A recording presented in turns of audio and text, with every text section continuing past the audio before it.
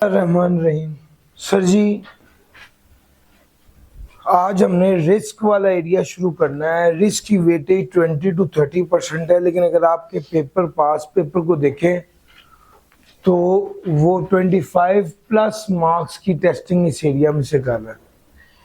अच्छा, ये मेरे मुताबिक आपके जितनी भी टेस्टिंग होनी है, सबसे ज्यादा एप्लीकेशन बेस्ड एरिया ये, सबसे ज्यादा सिनेरियो। मॉडल पेपर में भी उसने सिनेरियो दिया, पिछले अटेम्प्ट में भी सिनेरियो दिया, और ऐसा सिनेरियो है जो सिर्फ अगर एक बच्चे ने रिस्क को पूरा रट्टा लगा लिया है तो वो भी फारिग। यानी मेरे मुताबिक सिस्टम में अगर उसने रट्टा लगा लिया ना तो कुछ ना कुछ कर ही आएगा, 10 में से 6 नंबर ले लेगा। लेकिन रिस्क में अगर उसने सिर्फ रट्टा लगाया ना तो वो 10 में से 5 नहीं ले पाएगा। यानी उस सवाल में पासिंग मार्क्स नहीं आ सकते प्योर रट्टे की बेस पर। तो बच्चों, इस चीज को आपको अपने ज़हन में रखना है। मैं भी इसको एक डिफरेंट तरीके से आपको आज पढ़ाने लगा हूं।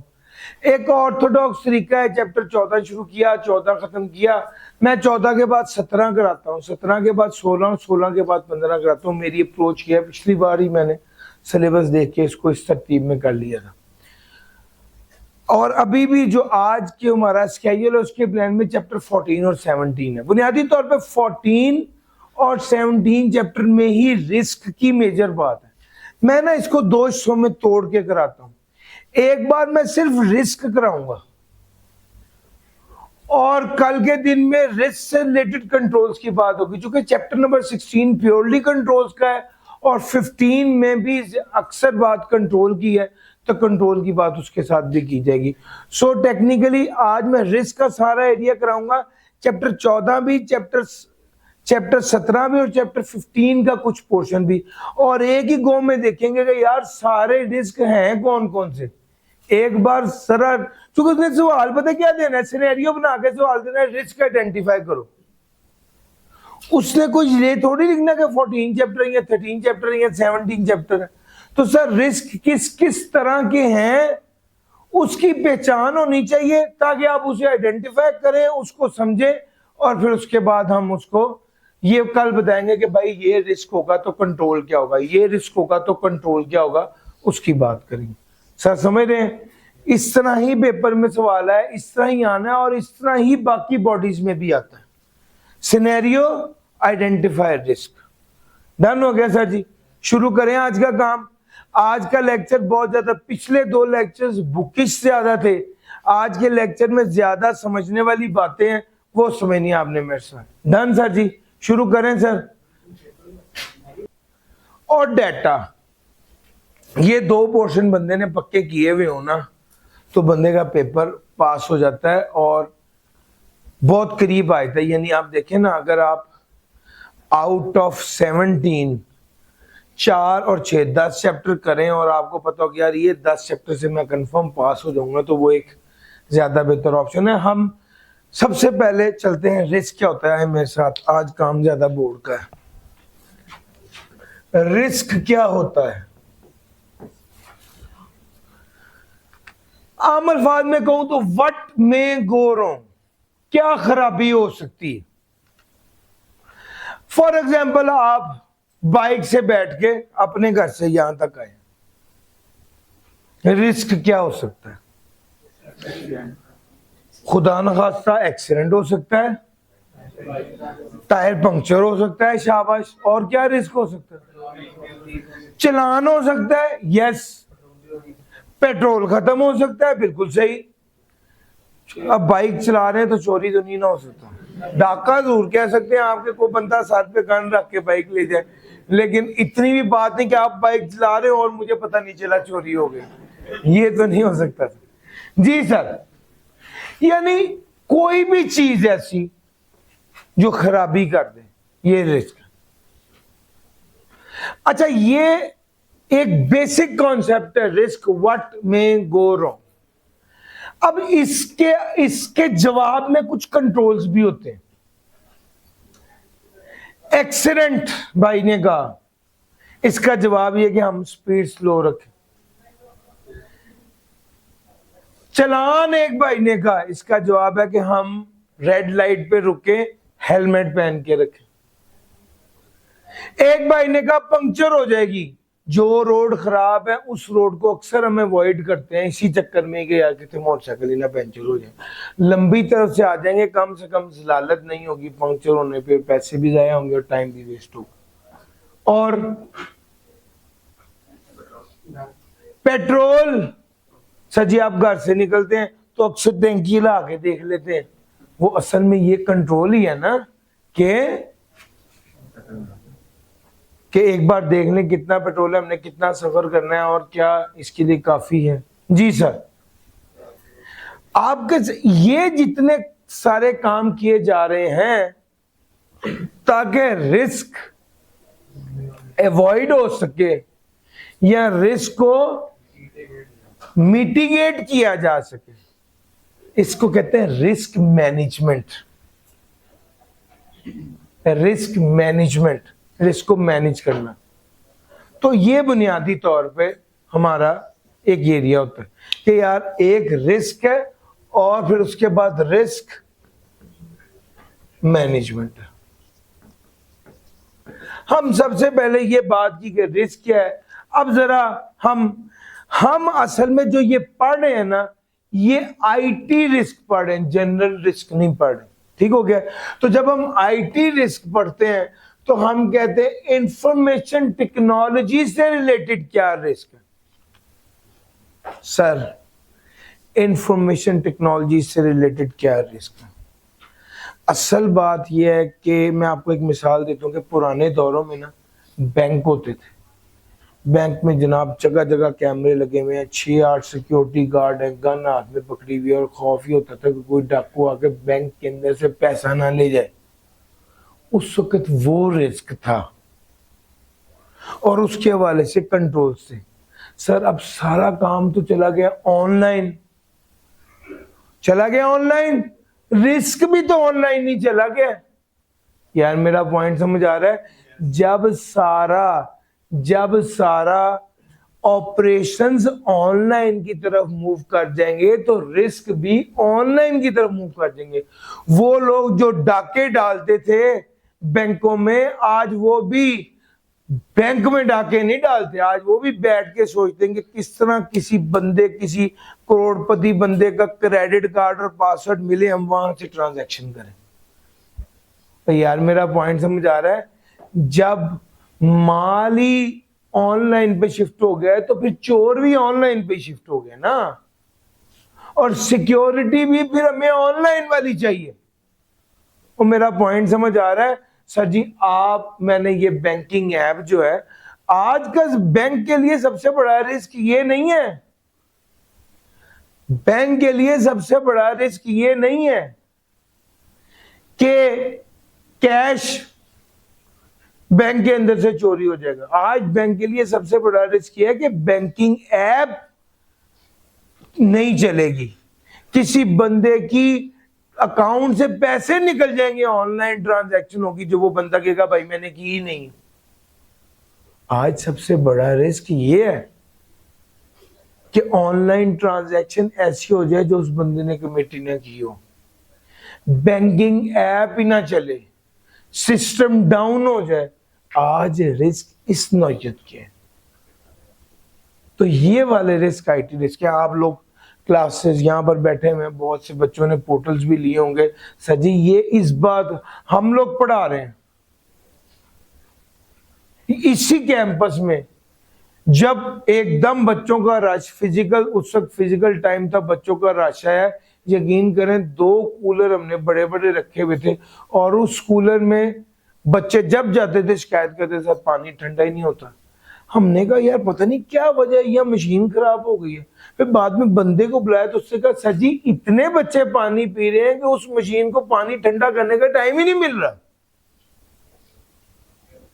बाहर 2 बंदे पार्किंग के लिए, 2 बंदे सिक्योरिटी गार्ड। सर आज ट्रेंड बदल गया, आज एक सिक्योरिटी गार्ड भी काफी है, बल्कि वो भी फारग ही बैठे रहते। आज चीजें ऑनलाइन की तरफ आ गई। तो जब पहले दौरों में 2-2 लोग होते थे, हर क्लास के बाहर खड़े होते जी अपना कार्ड चेक कराओ फिर अंदर आना है, अपना कार्ड चेक कराओ फिर अंदर आना है। आज हमारे लिए चैलेंज ये नहीं है कि कोई बच्चा ऐसा होगा जो क्लास के अंदर घुस जाएगा कार्ड दिखाए बगैर। आज चैलेंज ये कि कोई बंदा हमारे पोर्टल को एक्सेस कर लेगा बगैर एनरोल किए। यार मेरा पॉइंट समझ आ रहा है? तो बात जहां से मैंने शुरू करनी है वो ये कि भैया आईटी रिस्क है। आज चूंकि ऑपरेशंस ऑनलाइन ट्रांसफर हो गए तो रिस्क भी ऑनलाइन की तरफ ही आ गया। अभी पिछले दिनों पता चला कि कुछ ग्रुप ऑफ स्टूडेंट्स हैं वो टीचर्स के लेक्चर्स चोरी करके बेच रहे हैं। बड़ी अजीब सी फिगर पता चली कि तकरीबन शायद 3 या 4 हजार पेपर्स उन्होंने चोरी करके टीचर्स के बेचे। अब रिस्क ये है कि यार हम इस चोर को पकड़े। पुराने दौर में रिस्क ये होता था कि यार वो प्रोजेक्टर लगा हुआ है, को प्रोजेक्टर ना ले जाए, या को क्लास में चुप करके बैठते आ रहा है, उसने एनरोल नहीं कराया, वो क्लास लेके जा रहा है। वो वाले रिस्क से चूंकि बच्चे अब बहुत ज्यादा ऑनलाइन शिफ्ट हो गए तो रिस्क भी ऑनलाइन वाले, रिस्क भी आईटी रिलेटेड। तो भैया आईटी रिस्क की बेस समझ आइए कि क्या है। मेरा टारगेट है कि यार मैं आपको आज बेस सारी बड़ी डिटेल से बता दूं कि यार असल में आईटी रिस्क क्या है। सर जी आप देखिए, आपने ऑनलाइन एनरोलमेंट कराई, पैसे भेज दिए, लॉगिन आईडी पासवर्ड डालते हैं, वीडियो चलाते हैं, वीडियो नहीं चलती, 2 दिन नहीं चल रही, 4 दिन नहीं चल रही। सर आपकी बर्दाश्त की हद है। आप कहेंगे यार ये क्या बकवास है, मैंने पैसे दिए, मेरी वीडियो चलनी चाहिए। तो मेरा पॉइंट समझ आया। आज रिस्क ये है, अगर बिजनेस ये रिस्क फेस कर रहा है, अगर आईटी रिस्क होंगे तो उसकी वजह से आपके पैसे का नुकसान होगा, रेपुटेशन का नुकसान होगा, ऑपरेशन डिसरप्ट हो जाएंगे, रुकावट आ जाएगी ऑपरेशन में, स्मूथली ऑपरेशन नहीं चल पाएंगे। सर आईटी रिलेटेड मसाइल है। सर जी इसके अलावा चूंकि बिजनेस बहुत ज्यादा आईटी पर डिपेंडेंट है, इस वजह से रिस्क भी बहुत ज्यादा आईटी रिलेटेड है। और अभी जो नए रिस्क अराइज हो रहे हैं वो ज्यादातर IT related he risk arise हो रहे हैं, और आईटी रिलेटेड रिस्क की वजह से ऑपरेशन इंटरप्ट हो जाते हैं, आपका सेंसिटिव डाटा एक्सपोज हो जाता है, आपका कॉन्फिडेंशियल डाटा एक्सपोज हो जाता है, और लोगों का एतमाद आपसे हट जाता है। सर जी आप सोचे ना कि आपका एक दोस्त है, वो आपको कहते हैं यार मुझे 50,000 रुपया चाहिए। आप कहते हो यार अल्लाह की कसम मेरे पास पैसे ही नहीं है। 5 मिनट बाद वो कहता है इस वक्त की तेरी बैंक स्टेटमेंट ये है, तेरे पास 1,75,000 रुपये तेरे अकाउंट में पड़ा हुआ। अब आप क्या करेंगे? रंग तो आपका लाल हो जाएगा, लेकिन आपको असल बात चलेगा यार मेरी स्टेटमेंट क्यों किसी दूसरे तक पहुंच गई। होगा ना सर? आप बैंक के पास जाते हैं, बैंक को कहते हैं कि सर ये क्या तरीका है, ये मेरी कॉन्फिडेंशियल इंफॉर्मेशन है, कोई दूसरे तक कैसे पहुंच सकती। तो सर आपकी इंफॉर्मेशन क्या हो गई है, लीक हो गई है, कोई दूसरा बंदा आपका डाटा एक्सेस कर पा रहा है, आप ऐसे बैंक में अकाउंट ही नहीं खुलाएंगे। तो सर मेरा पॉइंट समझ आ रहा है? आप ऐसे बैंक में अकाउंट ही नहीं खुलाएंगे। सर आपको रिस्क को अंडरस्टैंड करना पड़ेगा। फिर उसके बाद रिस्क मैनेजमेंट क्या है? रिस्क मैनेजमेंट में 4 चीजें हैं, risk identification, risk assessment, risk mitigation और रिस्क मॉनिटरिंग एंड रिव्यू। जरा इसकी तरफ चलते हैं, रिस्क मैनेजमेंट की तरफ।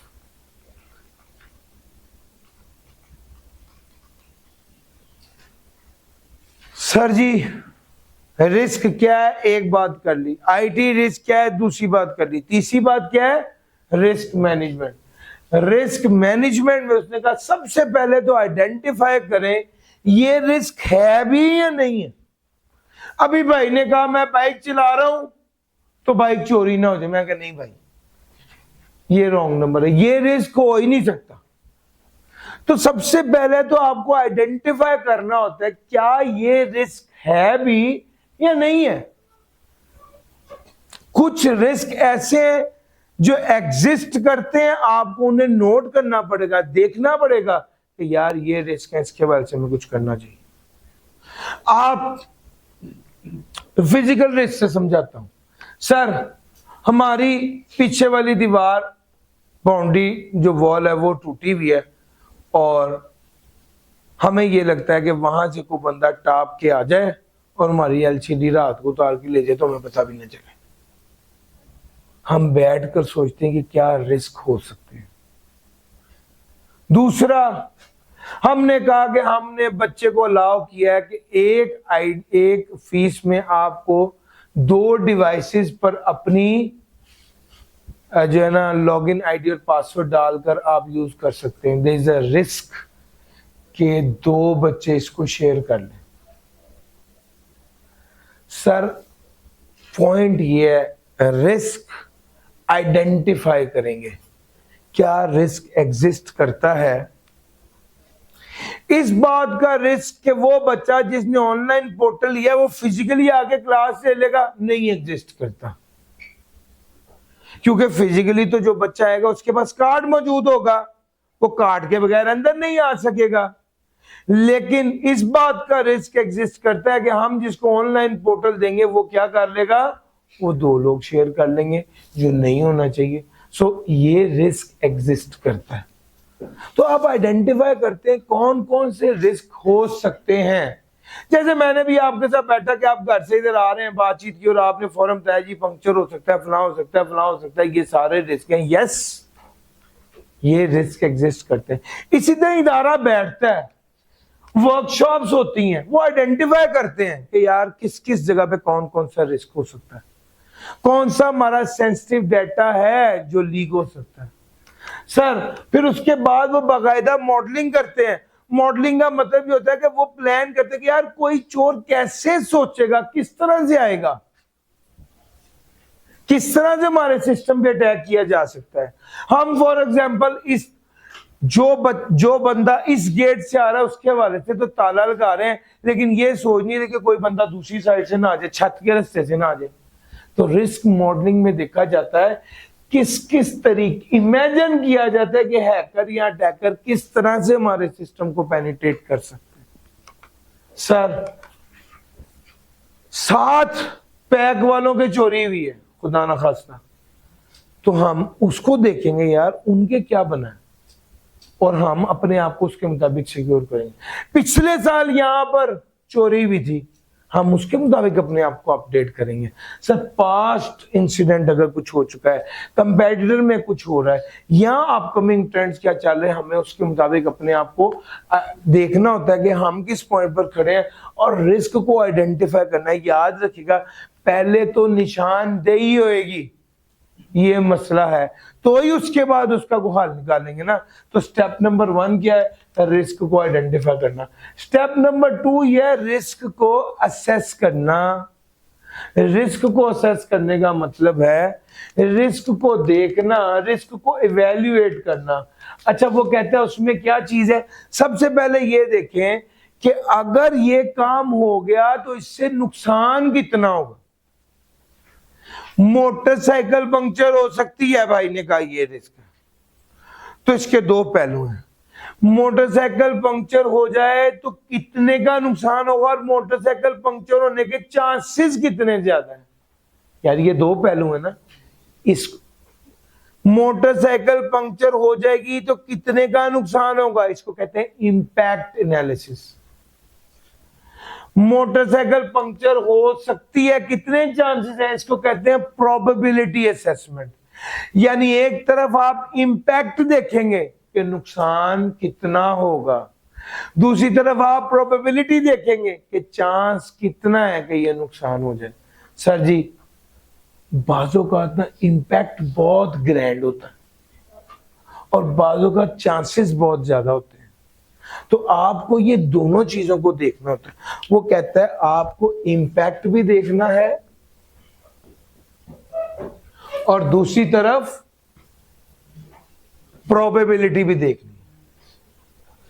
अगर चांसेस, अगर इंपैक्ट है हाई, ज्यादा नुकसान होगा और प्रोबेबिलिटी भी हाई है, तो फिर आपको क्या करना पड़ेगा? इमीडिएट एक्शन लेना पड़ेगा। अगर इंपैक्ट हाई है लेकिन चांसेस कम है, लो है, इसको कहते हैं मीडियम, मीडियम नौयत का रिस्क है। अगर इंपैक्ट लो है लेकिन चांसेस हाई है तो भी ये मीडियम नेचर का है, और अगर इंपैक्ट भी कम है और चांसेस भी कम है तो ये लो रिस्क है। सर वो कहता है भाई मीडियम को आप कंसिडर करते हैं कि इसको जो हाई लेवल का रिस्क होता है उस पर इमीडिएट एक्शन होता है, हाई लेवल के रिस्क पर इमीडिएट एक्शन होता है, अर्जेंट एक्शन होता है। लो लेवल के रिस्क पर उसकी प्रायोरिटी होती है कि बाद में देख लेंगे, कल देख लेंगे, लेट से। लेकिन जो मीडियम लेवल का होता है उसको देखा जाता है, उस पर उसको कंसिडर किया जाता है, उसको डिस्कशन किया जाता है कि इसका क्या करना है। सर रिसोर्सेज कितने यूज होंगे? मिसाल के तौर पे आपको लगता है कि यार ये गेट के बाहर ना हमारा बोर्ड पड़ा हुआ है, ये कुछ चुरा के ना ले जाए। एक अगर गार्ड खड़ा कर देना वहां पे तो हमारा कोई बोर्ड नहीं चुराएगा। बोर्ड की कीमत 15,000 है और गार्ड की महीने की तनख्वाह 30,000 है, तो फिर हम क्या करेंगे? हम गार्ड नहीं खड़ेंगे, हम कहेंगे अल्लाह के वाले। ऐसे ही करते हैं ना सर।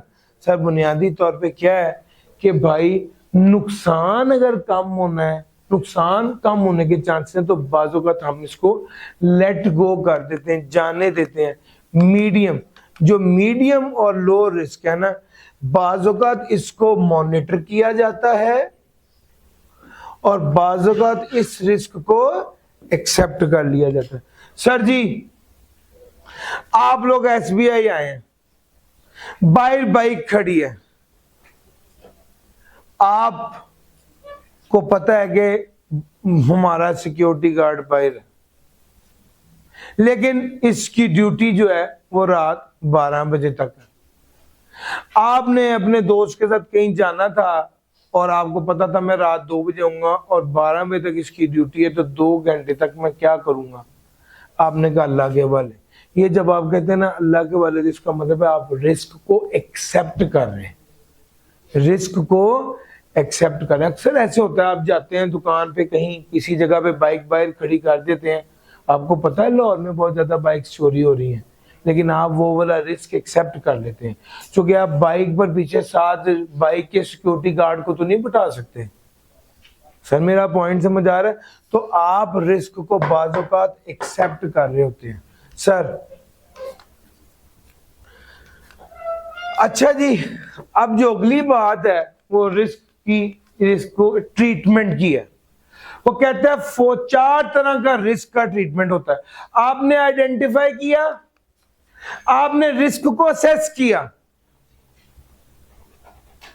उसका इंपैक्ट भी देखा, उसकी प्रोबेबिलिटी भी देखी, इसके नतीजे में आप देखोगे रिस्क एपिटाइट क्या है।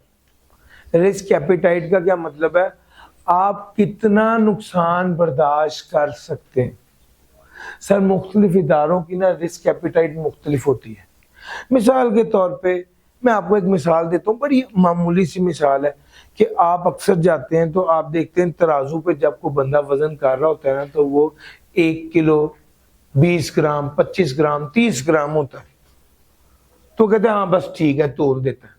उसे भी पता चल रहा होता है 40-50 ग्राम में ऊपर दे रहा हूं, लेकिन वो कहता है ठीक है जाने दो, क्योंकि उसके लिए उतनी अमाउंट टॉलरेबल होती है, काबिल बर्दाश्त होती है। इसलिए एक इदारा जब 100 करोड़ कमा रहा होता है ना साल का, तो 1 करोड़ का रिस्क ले लेते हैं, वो खैर है कोई बात नहीं, अगर इतने तक का नुकसान हो जाए तो हम बर्दाश्त कर लेंगे। इसको बोलते हैं रिस्क एपिटाइट। एक बंदा है वो कहता है यार 100 रुपए इन्वेस्ट करने, क्या पता 200 हो जाए, क्या पता 100 का 100 जाया हो जाए। और एक बंदा कहता है 100 रुपए इन्वेस्ट करने, 100 के बदले 10 मिलेंगे। अब आपका मिजाज है, आप कैसे खेलना चाहते हैं। कुछ लोग होते कहते 100 के साथ 200 मिलेगा, लगा दे देखी जाएगी। और कुछ बच्चे कहते हैं भाई मुझे 200 नहीं चाहिए, मुझे अपने 100 से बड़ा प्यार है, तो मैं 100 के साथ 10 मिलेगा ये कबूल कर लेता हूँ।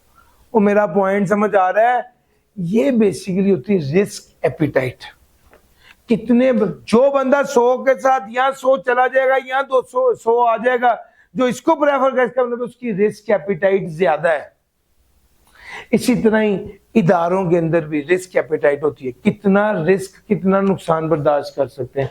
अगर उसने आपकी किताब में एग्जांपल दी हुई कि अगर एक कंपनी कहती है कि रिस्क एपिटाइट 10 मिलियन की है और वो कहता है जी अगर हमने सारी वर्किंग की पता चला कि नुकसान हो गया तो 8 मिलियन का लॉस होगा, तो वो कहते हैं ठीक है इदारा बर्दाश्त कर लेगा। और वो कहता है अगर नुकसान हो गया तो 25 मिलियन का लॉस होगा, तो फिर वो कहता है नहीं। अब हम रिस्क एपिटाइट हमारी क्या है, हमारी रिस्क की बर्दाश्त से अगले लेवल पर है, तो हम क्या करेंगे, इसको ट्रीट करेंगे। ट्रीट करने के दो तरीके, ट्रीट करने के सॉरी 3 तरीके हैं। पहला तरीका रिस्क को मिटिगेट कर दो। मिटिगेट करने का क्या मतलब है, रिस्क को कम कर दो। ये जब आप हेलमेट पहनते हैं ना, तो अल्लाह माफ करे हेलमेट से ये नहीं होता कि अब आपका एक्सीडेंट नहीं हो सकता। हेलमेट से कि खुदा न खास्ता अगर हादसा हो गया तो हेलमेट आपको कुछ बचा लेगा, ज्यादा चोट नहीं लगेगी। मेरा पॉइंट समझ आ रहा है? यहां पर रिस्क मिटिगेट होता। अच्छा, मैं अक्सर ये बात सुनाता हूँ कि मेरे अब्बू ने मुझे बाइक लेके दी को 2 महीने बाद जा रहे थे, तो रास्ते में आते हुए उन्होंने एक मोटरसाइकिल का एक्सीडेंट अपनी आंखों से देखा, तो वो बच्चा वहीं भी मौके पे फौत हो गई। घर आए, घर आके उन्होंने कहा कि ये बाइक यहीं पे खड़ी कर दो, चाबी उसकी मुझसे ले ली और अगले दिन वो बाइक बेच दी। कहते मैंने बाइक चलाने ही नहीं देनी, बस पे जाओ, हम बाइक नहीं चलाएंगे। अच्छा, ये जो उन्होंने बाइक बेच दी है, तो बाइक एक्सीडेंट का रिस्क अब बाकी रह गया, अवॉइड हो गया। भाई जब बाइक ही बिक गई तो बाइक पे तो एक्सीडेंट नहीं हो सकता भाई, बस पे तो गिर सकता हूं लेकिन बाइक का एक्सीडेंट नहीं हो सकता। बाजों का हम ऐसा काम करते हैं जिससे वो रिस्क अवॉइड हो जाता है। खैर कुछ अर्से बाद उन्होंने गाड़ी ले दी और गाड़ी को इंश्योर करा दिया।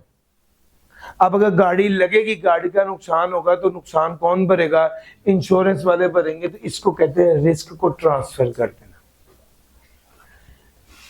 हेलमेट रिस्क को रिड्यूस कर रहा है, बाइक ना चलाना रिस्क को अवॉइड कर रहा है, और इंश्योरेंस कराना रिस्क को। क्या ये सारी बातें समझ आ रही हैं? This is risk management. Risk का जवाब कैसे देना है? सर अगर रिस्क आपकी बर्दाश्त के अंदर है तो बर्दाश्त करो, अगर रिस्क ज्यादा है आपकी बर्दाश्त से तो रिड्यूस भी किया जा सकता है, अवॉइड भी किया जा सकता है। और यार मेरा पॉइंट समझ आ रहा है? इसको कहते हैं risk mitigation and response strategy. Sir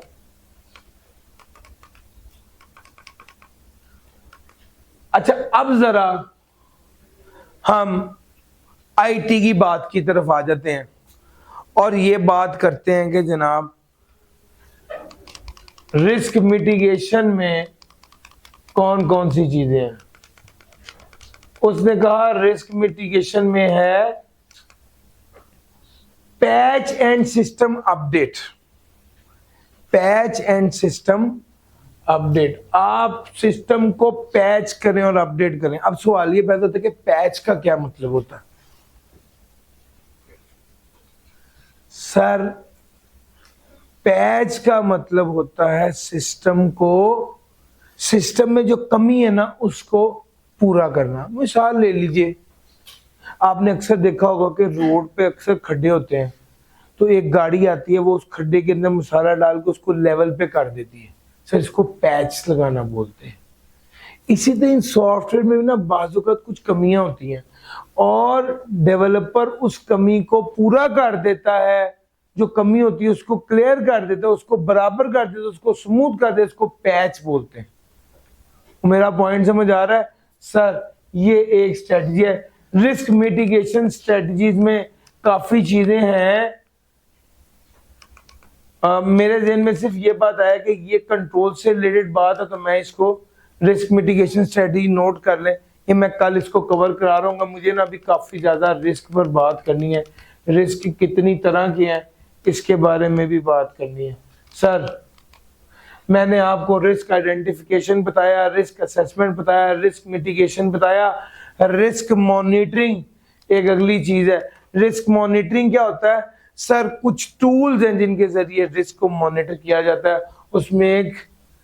उसमें एक system information and event management है, एक ऑडिट एंड असेसमेंट है और एक रियल टाइम मॉनिटरिंग है।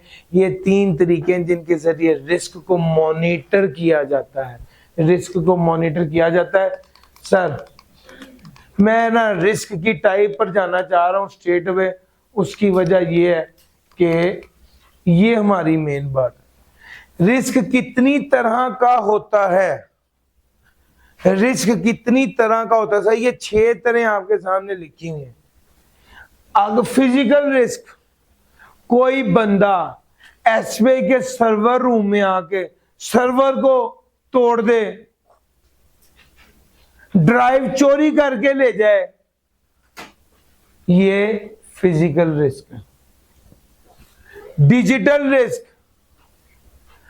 कोई बंदा अटैक करे सिस्टम के ऊपर, हैक कर दे, सर ये डिजिटल रिस्क है। सर पोर्टल नहीं चल रहा, चूंकि किसी अटैकर ने पोर्टल को क्या कर लिया है, कंट्रोल कर लिया, ये डिजिटल रिस्क है। सर इंसान जहां इन्वॉल्व होते हैं, कोई बंदा गलती से या जानबूझ के 2 नंबरी करे, ये ह्यूमन रिस्क है।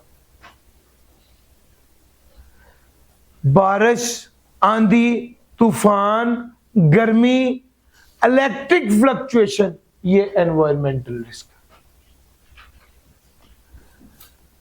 थर्ड पार्टी पर आप डिपेंडेंट हैं और उसने गलती कर दी, तो ये third party risk. Laws and regulation की कंप्लायंस ना की, तो ये कौन सा रिस्क हो गया? नॉन। सर जी ये 6 कैटेगरीज अपने ज़हन में रखनी है। कौन कौन सी हैं सर? कौन कौन सी हैं sir? Physical, digital, human, environmental, third party, compliance. Sir ji physical risk, digital risk, human risk, environmental risk, third party risk और compliance risk. Sir ji physical risk से मैं एक बार वापस आकर जरा इसकी डिटेल बता दूं, ये कीमती बातें हैं सर। मेरा आज का मेन टारगेट भी इन्हीं रिस्क को कवर करना है। सर नेचुरल डिजास्टर की वजह, हर वो चीज जिसकी वजह से हार्डवेयर इफेक्ट हो रहा है, वो फिजिकल रिस्क है। सर थेफ्ट हो गया, चोरी हो गया, फिजिकल रिस्क है। बदमाशी, किसी ने तोड़फोड़ कर दी, फिजिकल रिस्क है। हार्डवेयर फेलियर हो गया, फिजिकल रिस्क है। पावर आउटरेज हो गई, बिजली डिस्टर्ब हो गई, फिजिकल रिस्क है। जो भी चीज जिसकी वजह से, यानी बिजली की फ्लक्चुएशन की वजह से आपकी हार्ड ड्राइव उड़ गई, ये फिजिकल रिस्क है। हर वो चीज जिसकी वजह से फिजिकल डिवाइसेस पे इंपैक्ट आया। अक्सर सवाल में आता है, वो कहते जी आप अपना लैपटॉप, ऑफिस का लैपटॉप लेके जाते, गाड़ी में पड़ा हुआ था और आप किसी बंदे ने उसको चोरी कर लिया। सर ये कौन सा रिस्क है? ये फिजिकल रिस्क। हर वो चीज जहां जिसमें फिजिकल क्या इन्वॉल्व है? सर हार्डवेयर इन्वॉल्व है, आईटी इन्वॉल्व है, नेटवर्किंग इक्विपमेंट्स इन्वॉल्व है, सर्वर इन्वॉल्व है, डाटा सेंटर इन्वॉल्व है, ये सारी चीजें फिजिकल रिस्क है। सर जी फिजिकल रिस्क की वजह से होता क्या है? System down time, data loss, business operation disturb हो जाते हैं। मैं असल में ये चाहता हूं कि जब सिनेरियो आए ना, तो आपको पहचानना आसान हो फिजिकल रिस्क क्या है। हार्डवेयर का मसला है, सर्वर का मसला है, नेटवर्क इक्विपमेंट का मसला है, डाटा सेंटर का मसला है, चोरी हो गई है, तोड़फोड़ हो गई है, हार्डवेयर इलेक्ट्रिक फ्लक्चुएशन हो गई है, ये सारे फिजिकल रिस्क हैं सर। अच्छा जी आगे चलते हैं, मैं मिटिगेशन स्ट्रेटेजी की बात नहीं कर रहा, वो सारे कंट्रोल्स हैं। डिजिटल रिस्क की अगली बात कर रहा हूं sir. Digital risk, malware and ransomware. Malware क्या होता है? मैलिशियस सॉफ्टवेयर, ऐसा सॉफ्टवेयर जिसका मकसद क्या हो, आपके सिस्टम में खराबी पैदा करना हो, इसको मेलवेयर कहते हैं। रैंसमवेयर क्या होता है? रैंसम कहते हैं तावान को। रैंसमवेयर ऐसा सॉफ्टवेयर जो आपके सिस्टम में से डाटा को एनक्रिप्ट कर देता है और फिर डीक्रिप्ट करने के पैसे मांगता है, उसको रैंसमवेयर कहते हैं। फिशिंग अटैक क्या होता है सर? आपको सर जी, आप फिशिंग, आपको शो ये किया जाता है कि ऑथराइज्ड पर्सन बात कर रहा है, लेकिन असल में वो आपसे एक सेंसिटिव इंफॉर्मेशन ले लेता है। आपको फोन आता है, अस्सलाम वालेकुम, आप अकरम बात कर रहे हैं। आपने कहा जी जी मैं अकरम बात कर रहा हूँ, आपका CRN 149122 है। आपने कहा बिल्कुल यही है। आपकी डेट ऑफ बर्थ 17/2004 है। आपने कहा बिल्कुल यही है। अभी सारी बातें टैली हो रही हैं और फिर उसने कहना है कि हम ना आपके सब बच्चों के पासवर्ड्स को अपग्रेड कर रहे हैं, आप बता दें आपका लॉगिन आईडी क्या है और पासवर्ड क्या है। आपने अपना लॉगिन आईडी और पासवर्ड बता दी। सर समझ आ रहा है? ये फिशिंग अटैक। ये क्या है? ये फिशिंग अटैक है सर। फिशिंग अटैक में फ्रॉडुलेंट कम्युनिकेशन के जरिए आपसे पासवर्ड ले लिया जाता है या मैलिशियस लिंक पे क्लिक कर दिया जाता है। डाटा सर जी, एक रियल फिशिंग अटैक सुनना है, ये पिछले दिनों हुआ। मैं C-FAB 5 टेक्स्ट की क्लास में था, तो एक बच्चा आया, कहता वो सर हमारे डायरेक्टर के साथ बड़ा हाथ हो गया। मैं क्या हुआ? मैंने कहा सर उनको मैसेज आया कि आपकी गाड़ी का फलां फलां नंबर है, इसका चालान हो गया और आपके चालान अब चूंकि बढ़ चुके हैं, तो अगर आपने चालान पे ना किया तो आपका लाइसेंस कैंसिल हो जाएगा। चालान पे करने के लिए फलां वेबसाइट पे जाए। वो उस वेबसाइट पे गया, चालान था 500 का, 500 वाले 2 थे। उसने कहा ठीक है पे कर दो। उसने जब पे की ऑप्शन देखी ना, तो उसके अंदर कैश की ऑप्शन भी नहीं थी, जैज कैश की भी नहीं थी, सिर्फ क्रेडिट कार्ड की ऑप्शन थी। तो उसने क्रेडिट कार्ड के ऑप्शन पे क्लिक किया, अपने कार्ड बोल लिखा, पासवर्ड लिखा और उसके 1 घंटे में जनाब 17 लाख रुपए उसके अकाउंट से निकला। सर मेरा पॉइंट समझ आ रहा है? ये होता है फिशिंग अटैक। सर समझ आ गई है? ये फिशिंग अटैक होता है सर।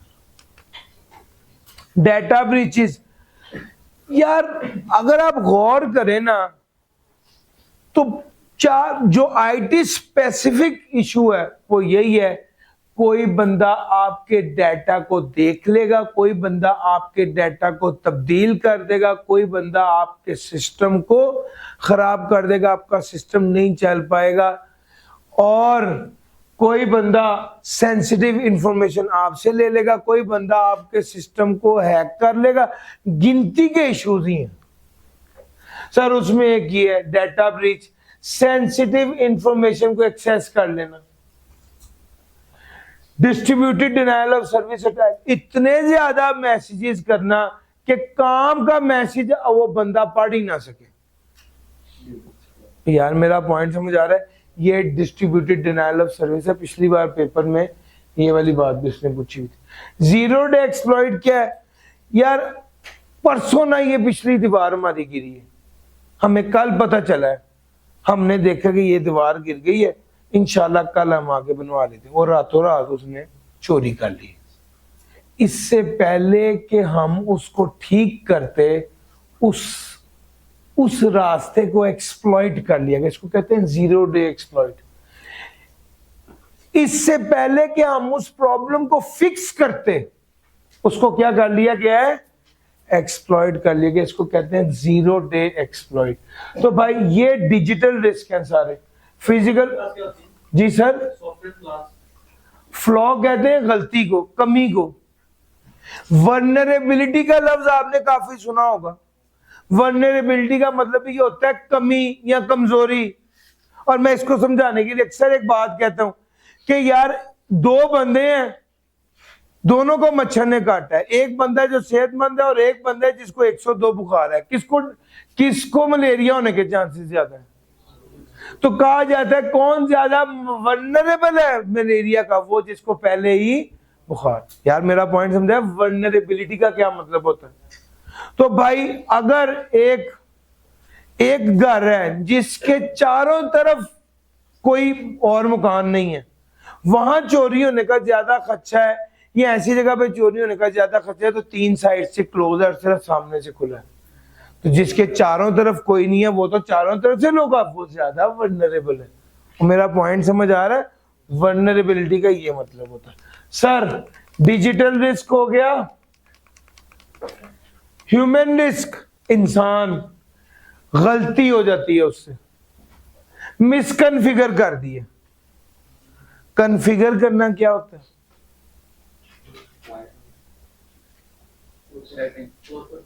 कन्फिगर करने का मतलब होता है कन्फिगर करना।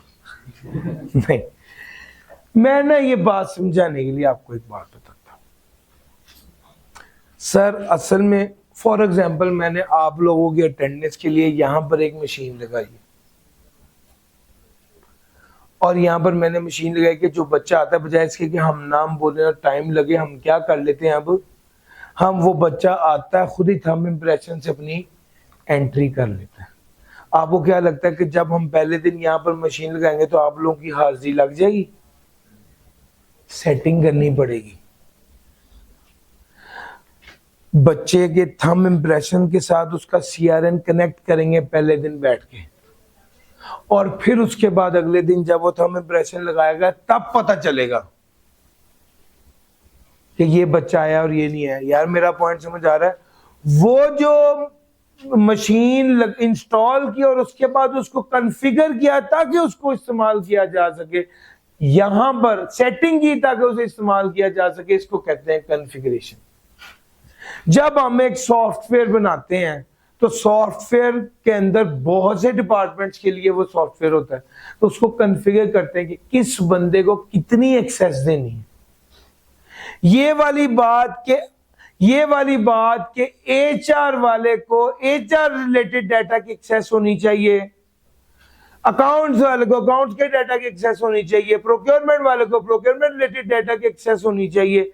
इसको कहते हैं कि ये कन्फिगर। मिसकन्फिगर का मतलब होता है गलती से हमने एचआर वाले को प्रोडक्शन की एक्सेस भी दे दी है, प्रोक्योरमेंट की एक्सेस भी दे दी जो नहीं होनी चाहिए थी। इसका मतलब है क्या हुआ है? मिसकन्फिगरेशन हो गई है। गलती भी हो सकती है। यार मेरा पॉइंट समझ आ रहा है? इसको कहते हैं मिसकन्फिगर होना। डिलीट क्रिटिकल डाटा, गलती से डाटा डिलीट कर दिया है, या सिक्योरिटी के जो रूल्स थे उसको फॉलो नहीं किया। सोशल इंजीनियरिंग क्या होता है? सोशल इंजीनियरिंग भी समझ लें सर। सोशल इंजीनियरिंग होता है किसी के साथ सोशली इतने इन्वॉल्व हो जाना कि उससे काम किया। एक दोस्त है, आप रिविजन क्लास में आपकी दोस्ती हुई, यार आप भी उसी दायरे से हो, मैं भी उसी दायरे से हूँ। अगले दिन आपकी वहां पे मुलाकात हुई, उसको कहा चला यार चाय पिए। एक बार चाय पी, दूसरी बार चाय पी, तीसरी बार उसने कहा यार तेरे से एक छोटा काम पड़ गया। अब उसने 2 बार आपको चाय पिला दी हुई है, ठीक है। उसने कहा यार अपना लॉगिन आईडी पासवर्ड तो दे, मैं ना एक टॉपिक मैंने कवर करना पोर्टल से, आप दे देंगे या नहीं देंगे? दे देंगे सर, ज्यादातर लोग दे देते हैं। इसको कहते हैं सोशल इंजीनियरिंग। उसने पोर्टल खरीदना था 5000 रुपए का, उसने 100 रुपए की 200 रुपए की चाय पिला के आपसे पासवर्ड ले लिया। और सर समझ आ रहा है? इसको क्या बोलते हैं? सोशल इंजीनियरिंग बोलते हैं। यानी टैक्टिक्स हैं जिसके जरिए आप एतमाद हासिल करते हैं और अनऑथराइज्ड एक्सेस ले लेते हैं। मैलिशियस इनसाइडर, सर जी घर का भेदी जो होता है ना वो सबसे नुकसानदेह होता है। अगर कोई बंदा आया नियत करके कि एसबीआई से चोरी करनी है तो शायद उसको तो रास्ते ही नहीं पता चलेंगे किस क्लास में कहां से जाना है। लेकिन अगर उसको एक अंदर का बंदा होगा जो बताएगा तो वो फौरी तौर पे भागेगा। जब कोई डाकू चोर फौरी तौर पे अलमारी के पास जाता है और अलमारी का दरवाजा ताला तोड़ता है तो फौरन सबको समझ आ जाती है कि भाईजान ये अलमारी का तो सिर्फ हमारे घर के बंदों को पता है। तो फिर वो मुलाजिमीन को लाइन हाजिर करते हैं और फिर ट्रैक करते हैं कि किससे कैसे डाका पड़ा नहीं चोरी में। सर समझ आ रहे हैं? ये इसको बोलते हैं मैलिशियस इनसाइडर्स, जो अंदर के बंदे हैं, गलती से या जानबूझ के, इंटेंशनली या अनइंटेंशनली, जो उनके पास एक्सेस होती है, सिस्टम होता है, वो प्रोवाइड कर देते हैं। सर ये भी ह्यूमन एरर में आता है। सर अवेयरनेस नहीं होती, पासवर्ड्स उन्होंने वीक रखे होते हैं और हर बंदे को कहना है यार मेरे तो सारे पासवर्ड ना मेरी डेट ऑफ बर्थ ही है। अब आपने मजाक मजाक में बता दिया, अब सिस्टम का दूसरे बंदे ने आपकी डेट ऑफ बर्थ डाल के पासवर्ड को एक्सेस करके काम कर दिया जो उसने जरूरी करना था। सर समझ आ रहा है? ये क्या है? सर जी ये लैक ऑफ अवेयरनेस है। बाकायदा बेस्ट प्रैक्टिस बताई जाती है। पासवर्ड आईटी वालों ने भी किसी को देना हो तो कभी लिख के नहीं, कभी बोल के नहीं देते, हमेशा लिख के देते हैं। और सेंसिटिव इंफॉर्मेशन के बारे में उनके कुछ प्रोटोकॉल्स होते हैं। सर ये ह्यूमन रिस्क है। एनवायरमेंटल रिस्क क्या है? सर बिजली फ्लक्चुएशन। सर कराची में नमी है, सर ड्राइव्स पे जंग लग जाता है, ये प्रॉब्लम है। सर मार दाड़ है, इंस्टेबिलिटी है, ऊपर से बम गिर गया है। सर समझ आ रहा है? सर ये भी एनवायरमेंटल रिस्क है। सर ये जो हेल्थ क्राइसिस आया था कोविड-19, ये भी सारे एनवायरमेंट, गर्मी, सर्दी, बिजली, पॉलिटिकल इंस्टेबिलिटी और ये पेंडेमिक वगैरह, ये सारे एनवायरमेंटल रिस्क है। उसके बाद आ गया थर्ड पार्टी रिस्क। सर जी आपने क्लाउड में सारा डाटा सेव किया हुआ और अगर क्लाउड में थर्ड पार्टी की गलती की वजह से वो डाटा लीक हो जाए, फंस तो आप तब भी गए ना यार। क्या मेरा पॉइंट समझ आ रहा है? लेकिन ये वाला रिस्क थर्ड पार्टी रिस्क होता है। याद रखना, जब भी आप किसी थर्ड पार्टी के जिम्मे कोई काम लगाते हैं तो पहले उसके इदारे को देखें, इतने जोगा है कि आपका काम कर सके, उसके अपना सिस्टम क्या है, उसकी अपनी सिक्योरिटी क्या है, उसके साथ प्रॉपर एग्रीमेंट करें, उसके साथ पेनल्टी तय करेंगे कितनी पेनल्टी होगी, ये सारे अपने रिस्क को कवर करें। बहरहाल थर्ड पार्टी पर डिपेंडेंट होना ये रिस्क है। सर टाइप्स ऑफ रिस्क होता है, वेंडर की वीकनेस होती है, बाज़-औक़ात क्लाउड मिसकॉन्फ़िगर हो जाता है, सप्लाई चेन अटैक्स, आपका सिस्टम आपके सप्लायर के साथ कनेक्टेड है, आपने सिस्टम ऑटोमेट किया हुआ है, जैसे ही आप माल गोदाम से उठाते हैं इन्वेंट्री लेवल कम होता है, इन्वेंट्री लेवल कम होता है, ऑटोमेटिकली एक ईमेल चले जाती है सप्लायर को और सप्लायर फिर दोबारा माल दे देता है। अब ये सिस्टम कनेक्टेड है आपका सप्लायर के साथ। अच्छा, अब यहां पर ये सिस्टम कनेक्टेड है तो जब वहां पर सिस्टम में नेटवर्क में खराबी आती है या वहां पर कोई मेलवेयर होता है तो उसकी वजह से आपका सिस्टम भी इन्फेक्ट हो जाता है, मुतासिर हो जाता है। सर समझ आ रहा है? सर ये भी हो जाता है बाज़-औक़ात नॉन कंप्लायंस, आपके प्रेमिसेस की, आपके कैमरास की वीडियोस किसी थर्ड पार्टी के जरिए लीक हो जाती है, तब भी फंस तो आप जाएंगे ना सर। तो ये नॉन कंप्लायंस जो है ये होती है। सर्विस इंटरप्शन होता है, एक कॉन्सेप्ट है छोटा सा, वैसे तो वो कंट्रोल्स में है लेकिन दिमाग में आ रहा है, बताता हूँ, किताब में लिखा हुआ सर्विस लेवल एग्रीमेंट। तो आप बुनियादी तौर पे ना किसी दूसरे बंदे से जब थर्ड पार्टी पर रिलाय करते हैं तो एक सर्विस लेवल एग्रीमेंट कर लेते हैं कि भाईजान आपसे मैं कौन कौन सी सर्विस लूंगा, उसके बदले क्या क्या चीज दूंगा, और आप सर्विस ना प्रोवाइड कर सके तो आपको क्या क्या कॉम्पनसेशन या क्या पेनल्टी देनी पड़ेगी। थर्ड पार्टी फेलियर जो है उस केस में आप क्या करेंगे, वो अगर थर्ड पार्टी को कह दे भाई मैं खुद मर गया हूं, मेरा अपना नुकसान बड़ा हो गया, तो बाज़-औक़ात इस चीज ये भी रिस्क है कि अगर थर्ड पार्टी ही फेल हो जाए, ये थर्ड पार्टी से रिलेटेड है। तो तीसरा आ गया नॉन कंप्लायंस का रिस्क। सर जी आप बैंक हैं तो स्टेट बैंक ऑफ पाकिस्तान ने लॉज एंड रेगुलेशन बताए, आपको कंप्लाई करना पड़ेगा। आप कंपनी है तो SECP के रूल्स को कंप्लाई करना पड़ेगा। आप इंडिविजुअल है तो पीका एक्ट है उसको कंप्लाई करना पड़ेगा।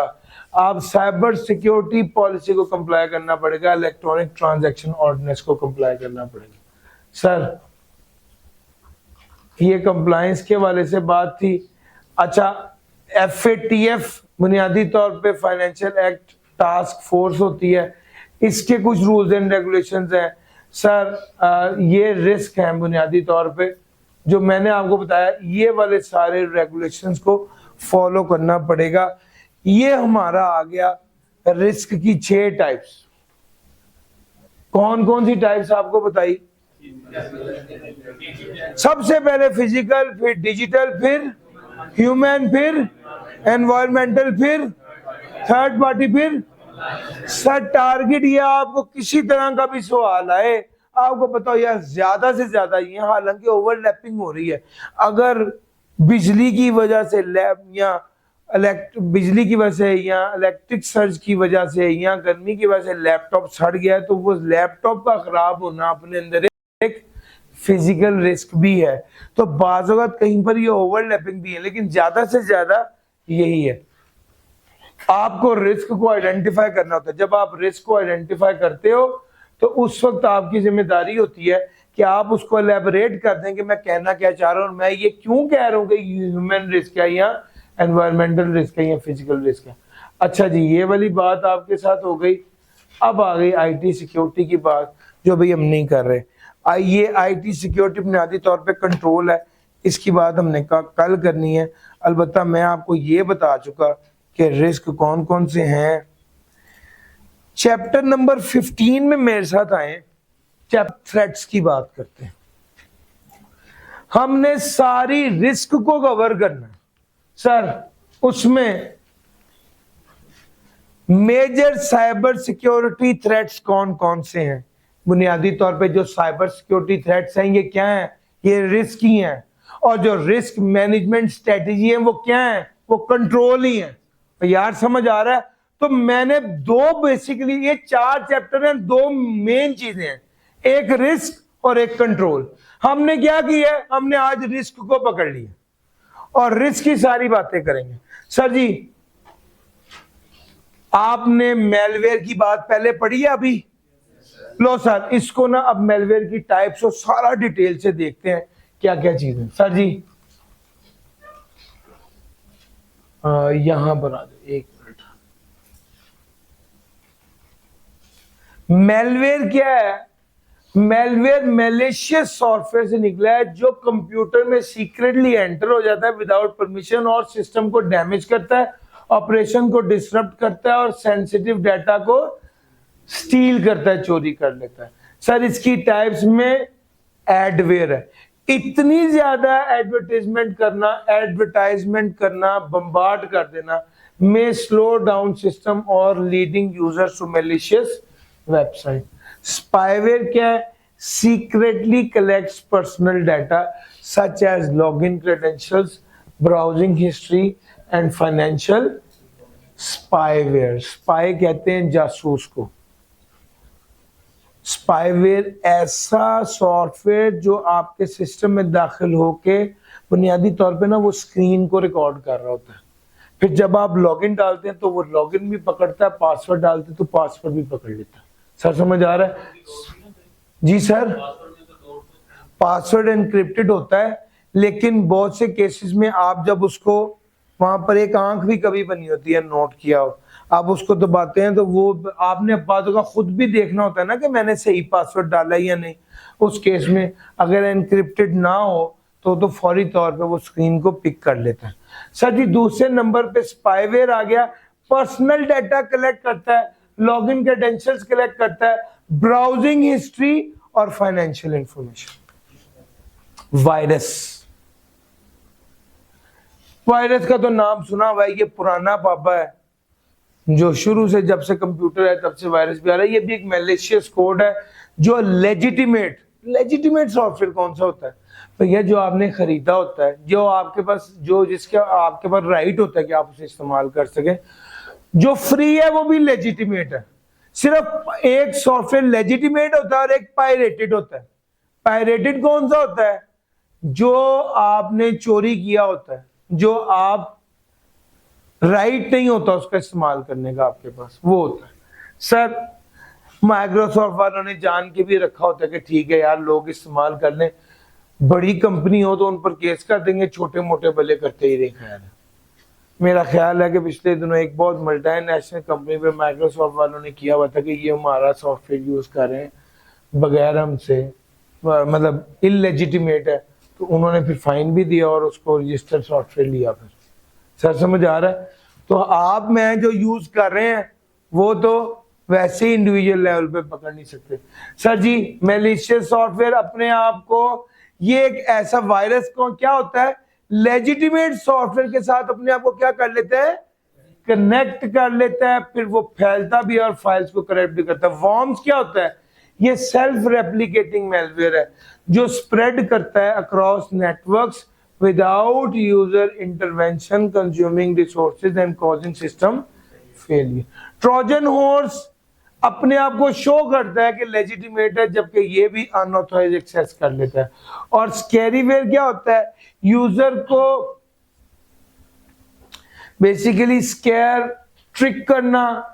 यूजर को ऐसे लगता है जैसे मेरा सिस्टम जो है वो इन्फेक्ट हो गया, इसमें कोई वायरस आ गया, और फिर बाद में जबरदस्ती उसको एंटीवायरस बेचना या फेक सॉफ्टवेयर बेचना कि जी अब आपका ठीक हो जाएगा। ये सारे मैलिशियस सॉफ्टवेयर है, adware, spyware, virus, worm, Trojan horse और स्कैरवेयर या स्कैरीवेयर। जी ट्रोजन के साथ रोजनवेयर यहां पर तो नहीं है।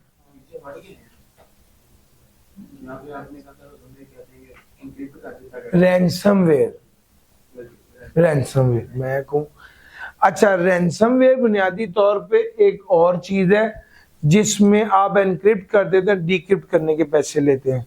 यहां पर उसने इसको, उसकी एक अलग चीज लिखी है, उसने ये लिखा है कि इस तरह यूजर को ऐसा लगता है कि जैसे सिस्टम इन्फेक्ट हो गया है, लेकिन असल में वो हुआ नहीं होता, लेकिन चूंकि उसको ऐसा फील हो रहा होता है तो वो उसको सही करने के लिए उसके बेसिकली वो उसका एंटी सॉफ्टवेयर या जो एंटीवायरस है वो खरीदता है ताकि वो ठीक से चल पाए, उसका सिस्टम खराब ना हो, बस ये बात। साइबर क्राइम्स छोटे छोटे बहुत से हैं और साइबर क्राइम वैरायटी की बात कर लेते हैं। अब मैं बेसिकली सारे रिस्क ही कवर कर रहा हूं। जी सर।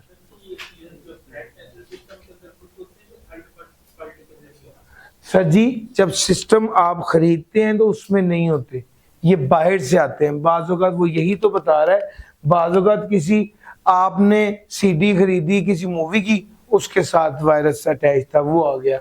या आपने इंटरनेट से कुछ खरीद रहे थे, आपने इंटरनेट पर कुछ देख रहे थे, कोई फाइल डाउनलोड की, उसके साथ आ गया। इस तरह से आ जाते हैं। या आप नेटवर्क के साथ कनेक्टेड है, नेटवर्क के जरिए आ गया, इस तरह से आ जाते हैं। सिस्टम के अंदर खुद पैदा नहीं होते सर जी।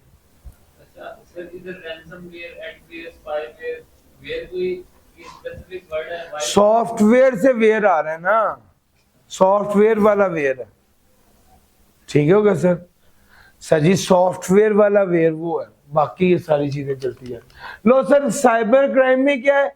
साइबर स्टॉकिंग, किसी को इंटिमिडेट करना of individual using online platforms. आपने देखा है अक्सर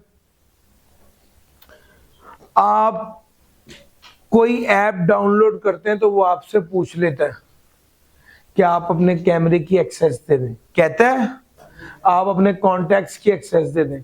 अक्सर ये वाकया भी आपने देखा है कि एक बंदा जो है वो लोन ले लेता है ऑनलाइन और वो उससे कॉन्टैक्ट्स की एक्सेस ले लेता है। जब वो कॉन्टैक्ट्स की एक्सेस ले लेता है, बाद में लोन नहीं पे करता, तो वो जितने कॉन्टैक्ट होते हैं उसको वन बाय वन फोन करता है कि हमीद आपका भाई है, भाईजान हमारी ये ऐप है, इसने 30,000 रुपया लिया था, 3 माह हो गए नहीं दे रहा, अभी हम इसके घर पे अटैक करने लगे हैं, अगर ये आपके जानने वाला है तो उसे बता दीजिए। वो बुनियादी तौर पे उसको बदनाम करने के लिए वो सब करते हैं। सब ये साइबर स्टॉकिंग बुनियादी तौर पे क्या है? इंटिमिडेट करना, हैरेस करना इंडिविजुअल को कि वो ऑनलाइन प्लेटफॉर्म को यूज करे, बुनियादी तौर पे ऑनलाइन प्लेटफॉर्म यूज करना और उसकी वजह से फिर इंटिमिडेट हो जाना, ये एक है। Forgery, creating fake digital documents to receive, 2 number document create कर लेना, साइन कर लेना। सॉफ्टवेयर पायरेसी, ये अनऑथराइज कॉपी को कहते हैं, डिस्ट्रीब्यूशन को कहते हैं सॉफ्टवेयर पायरेसी। साइबर टेररिज्म क्या है? डिजिटल टेक्नोलॉजी को यूज करना to disrupt critical infrastructure to achieve potential और आइडियोलॉजिकल ऑब्जेक्टिव। सर जी, आपके ग्रिड स्टेशन है, बिजली बन रही है, बैक एंड पर सॉफ्टवेयर से सारी कैलकुलेशन हो रही है, आप उस सॉफ्टवेयर को हैक कर देते हैं, ठीक हो गया। आपकी डिसीजन मेकिंग डिपेंड करती है उस रीडिंग पर, जो रीडिंग उस सॉफ्टवेयर पर आनी है, और वो सॉफ्टवेयर हैक हो जाता है, तो सर इसमें से प्रॉब्लम हो जाती है। अभी ये जो ईरान में हुआ है, उन्होंने सारे कैमरास हैक किए हुए थे अमेरिकन ने, और जो उनकी एजेंसीज हैं, तो वो बुनियादी तौर पे उनके पास सारी इंफॉर्मेशन थी, उन्होंने अंदाजे से नहीं मारे। एक ही जगह पर अली खामनेई साहब को शहीद करने के लिए 30 बम मारे हैं, 30 अटैक्स किए। आपको क्या लगता है कि वो तुक्का लगा? उन्होंने शायद इधर नहीं, टारगेटेड था, उनको एग्जैक्टली उनकी लोकेशन पता थी। तो बुनियादी तौर पे जो बात इंपॉर्टेंट है वो ये है कि भाई सिस्टम को हैक कर लेना, डिजिटल टेक्नोलॉजी को यूज करना अटैक करने के लिए, और इंफ्रास्ट्रक्चर को, क्रिटिकल इंफ्रास्ट्रक्चर को डिसरप्ट करने के लिए। अभी यहाँ पर तो उसने एनर्जी ग्रिड की एग्जांपल दी है, कम्युनिकेशन सिस्टम की एग्जांपल दी है, टू अचीव पोटेंशियल या आइडियोलॉजिकल ऑब्जेक्ट। सर फिशिंग तो हम पहले भी बात कर चुके हैं, अपने आप को शो ये करना कि आप ऑथराइज सोर्स से हैं लेकिन एक्चुअल में ना हो, और पर्सनल इंफॉर्मेशन ले लेना। हैकिंग, अनऑथराइज एक्सेस कर लेना कंप्यूटर सिस्टम को, स्टील कर लेना और डिसरप्ट करना ऑपरेशन। पिछले दिनों कराची में क्या हुआ है कि वो जो रोड पर, मेन रोड पर जो बोर्ड लगे हुए थे, उस सिस्टम को किसी ने हैक कर लिया और वहां पर गैर इखलाकी वीडियो चला दी। अब लोग बाइक पर फैमिलीज के साथ गाड़ी पर जा रहे हैं और अजीब सा मंजर हो गया वहां पर। तो बुनियादी तौर पे वो क्या था सर? वो ये हैकिंग थी, अनऑथराइज एक्सेस किया, डाटा स्टील की ऑपरेशन डिस्टर्ब किया और उसको कंट्रोल कर लिया। डिनायल ऑफ सर्विसेज की बात भी पहले हो चुकी है, overloading system with traffic making them unavailable to legitimate user. Sir ji, इसके बाद सोफिस्टिकेटेड अटैक आ गया। सलामी अटैक एक ऐसा अटैक है, मिसाल के तौर पे एक कंपनी, उसमें 10,000 एम्प्लॉइज काम करते हैं, अकाउंटेंट है, उसने क्या किया, हर एम्प्लॉय की तनख्वाह में से 55 रुपए कम दिए। अब जिसकी तनख्वाह 99,731 रुपए है, उसको 55 रुपए कम मिलेंगे तो अच्छा भी नहीं लगता कि वो फोन करके भाई मेरे 55 रुपए क्यों काटे। वो बंदा कहता है यार 99,600-700 बस ठीक है। लेकिन 10,000 एम्प्लॉइज हों और हर एम्प्लॉय में 55 रुपए काट ले, उसके तो महीने का 5.5 लाख बन गया ना। सर मेरा पॉइंट समझ आ रहा है? इस अटैक को सलामी अटैक कहते हैं। डाटा डिल्डिंग क्या होता है सर जी? ये जो डाटा प्रोसेसिंग की क्यू में लगा होता है ना, that is very prone to attack. Sir altering data before it is process leading to erroneous output और डिसीजन मेकिंग। इससे पहले के डाटा में कोई तब्दीली आए, इससे पहले के प्रोसेसिंग हो, डाटा को तब्दील कर देते हैं, ऑल्टर कर देते हैं। सर इसको डाटा डिल्डिंग कहते हैं। जब आउटपुट गलत होगी, डिसीजन मेकिंग गलत हो जाएगी। सर ईमेल स्पूफिंग क्या है? शो ये करें, अपने ईमेल आईडी ऐसी बनाएं, मैनिपुलेट करें, सेंडर की ईमेल आईडी को ऐसे मैनिपुलेट करें जैसे वो ऑथराइज्ड ट्रस्टेड सोर्स से आई है, जबकि वो ना आई हुई हो। सर ये ईमेल स्पूफिंग कहलाता है। जी सर, फिशिंग एक डिफरेंट चीज है। फिशिंग बेसिकली इसमें सिर्फ ईमेल स्पेसिफिक है। फिशिंग में सिर्फ ईमेल तो नहीं है ना, फिशिंग तो किसी भी तरीके से हो सकती है। यहां पर इसने खास तौर पे कहा है कि जो सेंडर का एड्रेस है वो इस तरह से मैनिपुलेट किया जाए कि ऐसा लगे कि जैसे वो ट्रस्टेड सोर्स है। लॉजिक बॉम्ब कोई भी ऐसा काम, जब 5,000 5 मिलियन सब्सक्राइबर हो जाए तो उस वक्त ये वाला मेलवेयर एक्टिवेट हो या ये वाला अटैक हो। तो ये बेसिकली क्या है, 7:55 और 21 सेकंड पर ये वाला अटैक हो सर, ये लॉजिक बॉम्ब होता है, जो एक पर्टिकुलर कंडीशन जब पूरी हो जाती है उस वक्त वो एक्टिवेट होता है सर जी। उसके बाद आ गया इनसाइडर और एक्सटर्नल थ्रेट।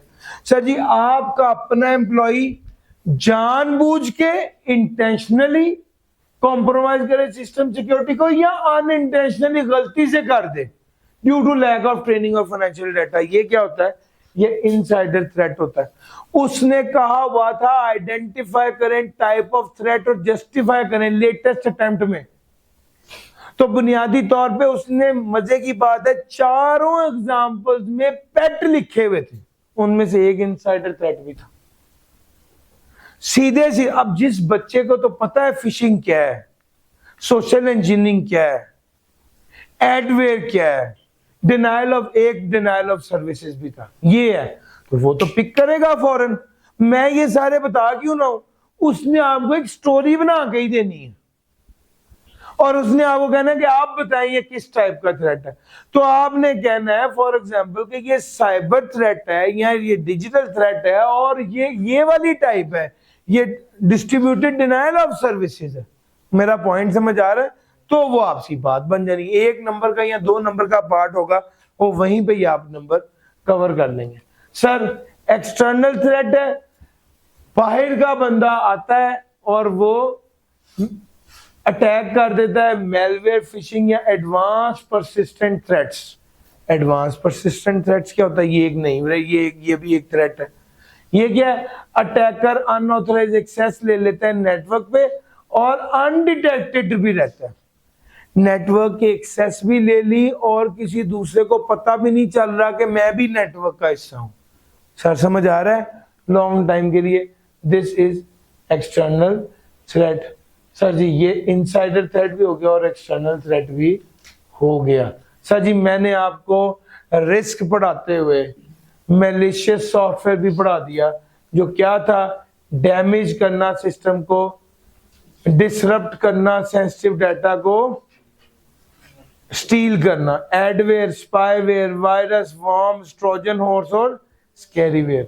उसके बाद आ गया साइबर क्राइम। साइबर क्राइम में क्या था, cyber stalking, forgery, software piracy, cyber terrorism, fishing, hacking, denial of service.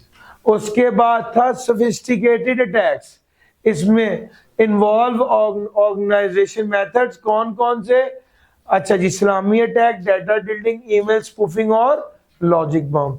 उसके बाद आ गया इंटरनल थ्रेट्स और एक्सटर्नल थ्रेट्स। इंटरनल थ्रेट्स में क्या था, malicious insider may leak sensitive data for financial gain, while unintentional insider may cause harm due to negligence or lack of training. External hackers use tools such as malware, phishing, APT, advanced persistent threats to penetrate network।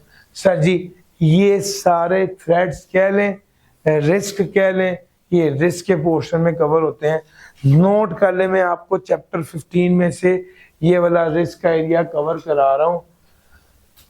ये preventive measure, detective major, ये सारे असल में क्या है sir, ये controls हैं। Sir ji ये कंट्रोल्स हैं, हम तो आपको रिस्क पर लेकर जा रहे हैं और रिस्क की सारी बातें आपको कर रहे हैं। सर जी ये चैप्टर 15 में था। फॉर्जिंग कहते हैं यार, फॉर्जरी बुनियादी तौर पे क्या होती है, जो नकली साइन करते हैं। एक बंदे ने मेरी चेकबुक मेरी गाड़ी से चोरी की और मेरे साइन करके नकली चेक कैश करा लिया, इसको फॉर्जरी कहते हैं। इसी तरह ये भी बुनियादी तौर पे फॉर्जरी में ये होता है, आप नकली 2 नंबर वो कर लें। अच्छा एक छोटी सी बात है जो मैं चाहता हूं कि कर ही लूं,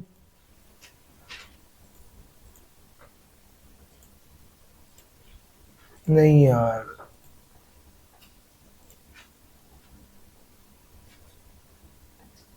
यहां पर ना एक छोटी सी बात लिखी हुई थी कि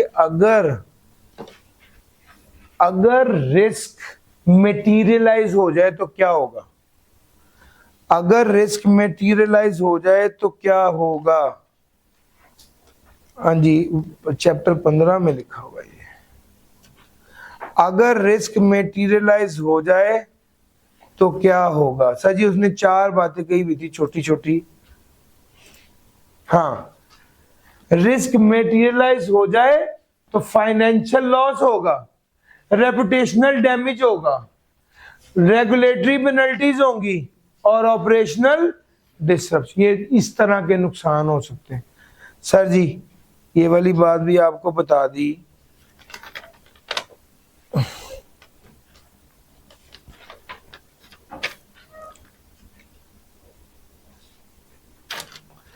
अच्छा जनाब, अब हम आगे नंबर 17 तो पूरा बात ही किसकी कर रहा है, रिस्क मैनेजमेंट की। बुनियादी तौर पे ये रिस्क की बात इतनी ज्यादा नहीं कर रहा जितनी आईसीटी की बात कर। बुनियादी तौर पे ये कह रहा है आईसीटी का रोल क्या है रिस्क मैनेजमेंट में। रिस्क 6 टाइप्स मैंने एक बता दी, 15वें चैप्टर में थ्रेट्स मैंने एक बता दिए। ये भी जनाब रिस्क मैनेजमेंट की बात कर रहा है और ये कहता है कौन कौन से रिस्क हैं। साइबर सिक्योरिटी रिस्क है, डेटा ब्रीचेस पढ़ चुके, रैंसमवेयर पढ़ चुके, फिशिंग सोशल इंजीनियरिंग पढ़ चुके, इनसाइडर थ्रेट पढ़ चुके।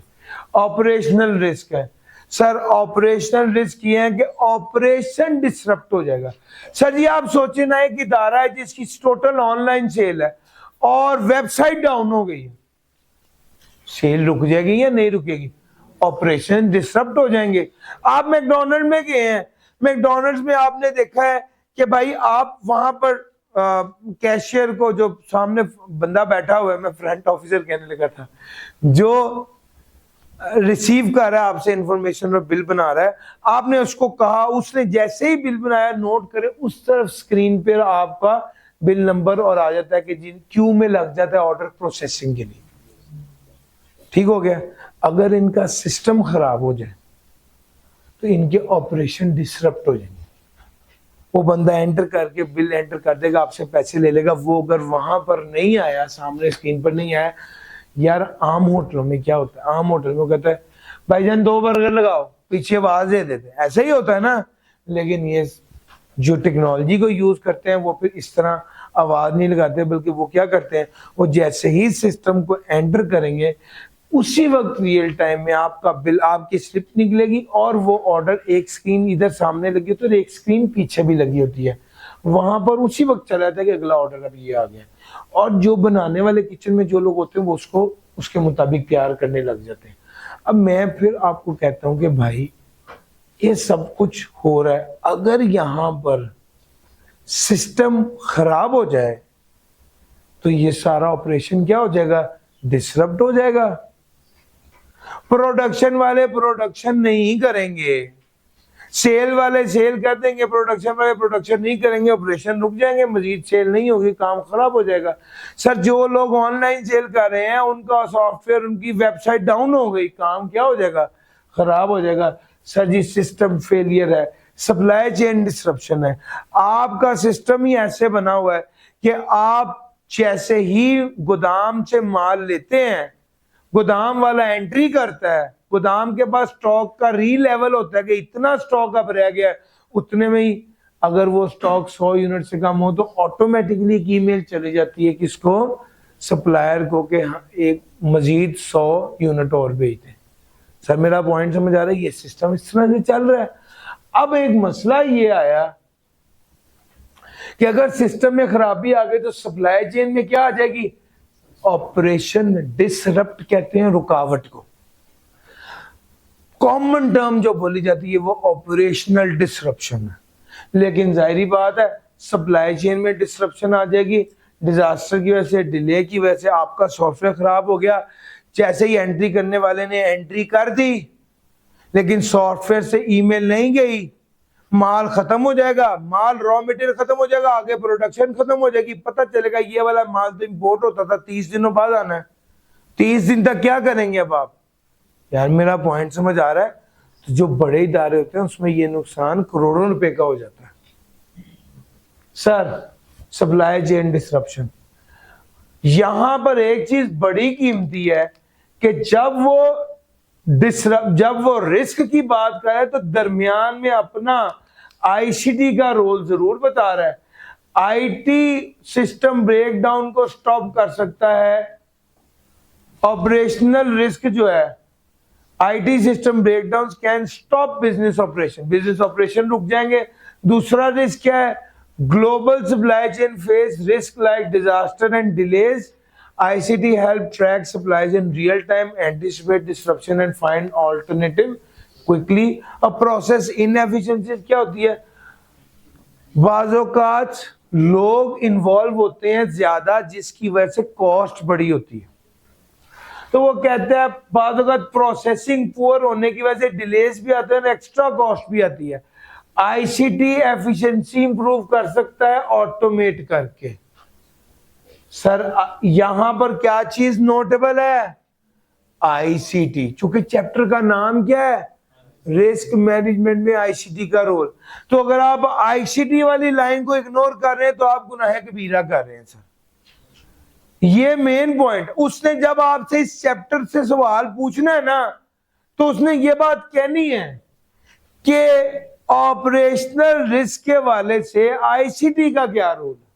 तो आईसीटी, हर एक के अंदर आईसीटी की बात बड़ी इंपॉर्टेंट। लॉज एंड रेगुलेशन की कंप्लायंस। सर जी हमारे पास फाइल, हमारे पास डाटा पड़ा हुआ है, हम उसे डिलीट करते हैं, एक अलर्ट आ जाता है। आप इस डाटा को डिलीट नहीं कर सकते क्योंकि टैक्स लॉज के मुताबिक डाटा को कम से कम 6 साल के लिए महफूज रखना जरूरी है। सर जी ये क्या हो गया? आपके इंफॉर्मेशन एंड कम्युनिकेशन टेक्नोलॉजी ने डाटा को डिलीट नहीं होने दिया और लॉज एंड रेगुलेशन की कंप्लायंस को इंश्योर किया। सर समझ आ रहा है? लॉज एंड रेगुलेशन आप अपने सिस्टम में एम्बेड करते हैं कि लॉज एंड रेगुलेशन क्या है और उसकी वायलेशन नहीं होनी चाहिए। आईसीटी हेल्प करता है monitor regulation and check compliance. Legal penalties, not following environmental, labor or financial rules can lead to lawsuit and sir ji ICT, अगर आप लॉज एंड रेगुलेशन की कंप्लायंस ना करेंगे सर जी सबसे पहले फाइनेंशियल लॉस, दूसरे नंबर पे कानूनी कार्रवाई में आपकी एनर्जी और टाइम वेस्ट होगा, तीसरे नंबर पे आपकी रेपुटेशन खराब होगी। सर समझ आ रहा है? ये चौथे नंबर पे ऑपरेशनल डिस्ट्रप्शन, ऑपरेशंस डिस्टर्ब हो सकते हैं। इवन अगर ग्रेविटी ऑफ द सिचुएशन ज्यादा है तो इवन अब लॉज एंड रेगुलेशन की नॉन कंप्लायंस की है, फ्रिज को सही से साफ नहीं रखा, उसके अंदर छिपकली थी, छिपकली में वो बर्गर बच्चे ने खाया, बच्चा मर गया। तो सर अगर बच्चा मर गया तो इसकी वजह से आपका इदारा सील भी हो सकता है, पूरे पाकिस्तान से निकल भी सकता है। तो इवन इस लेवल की बात है।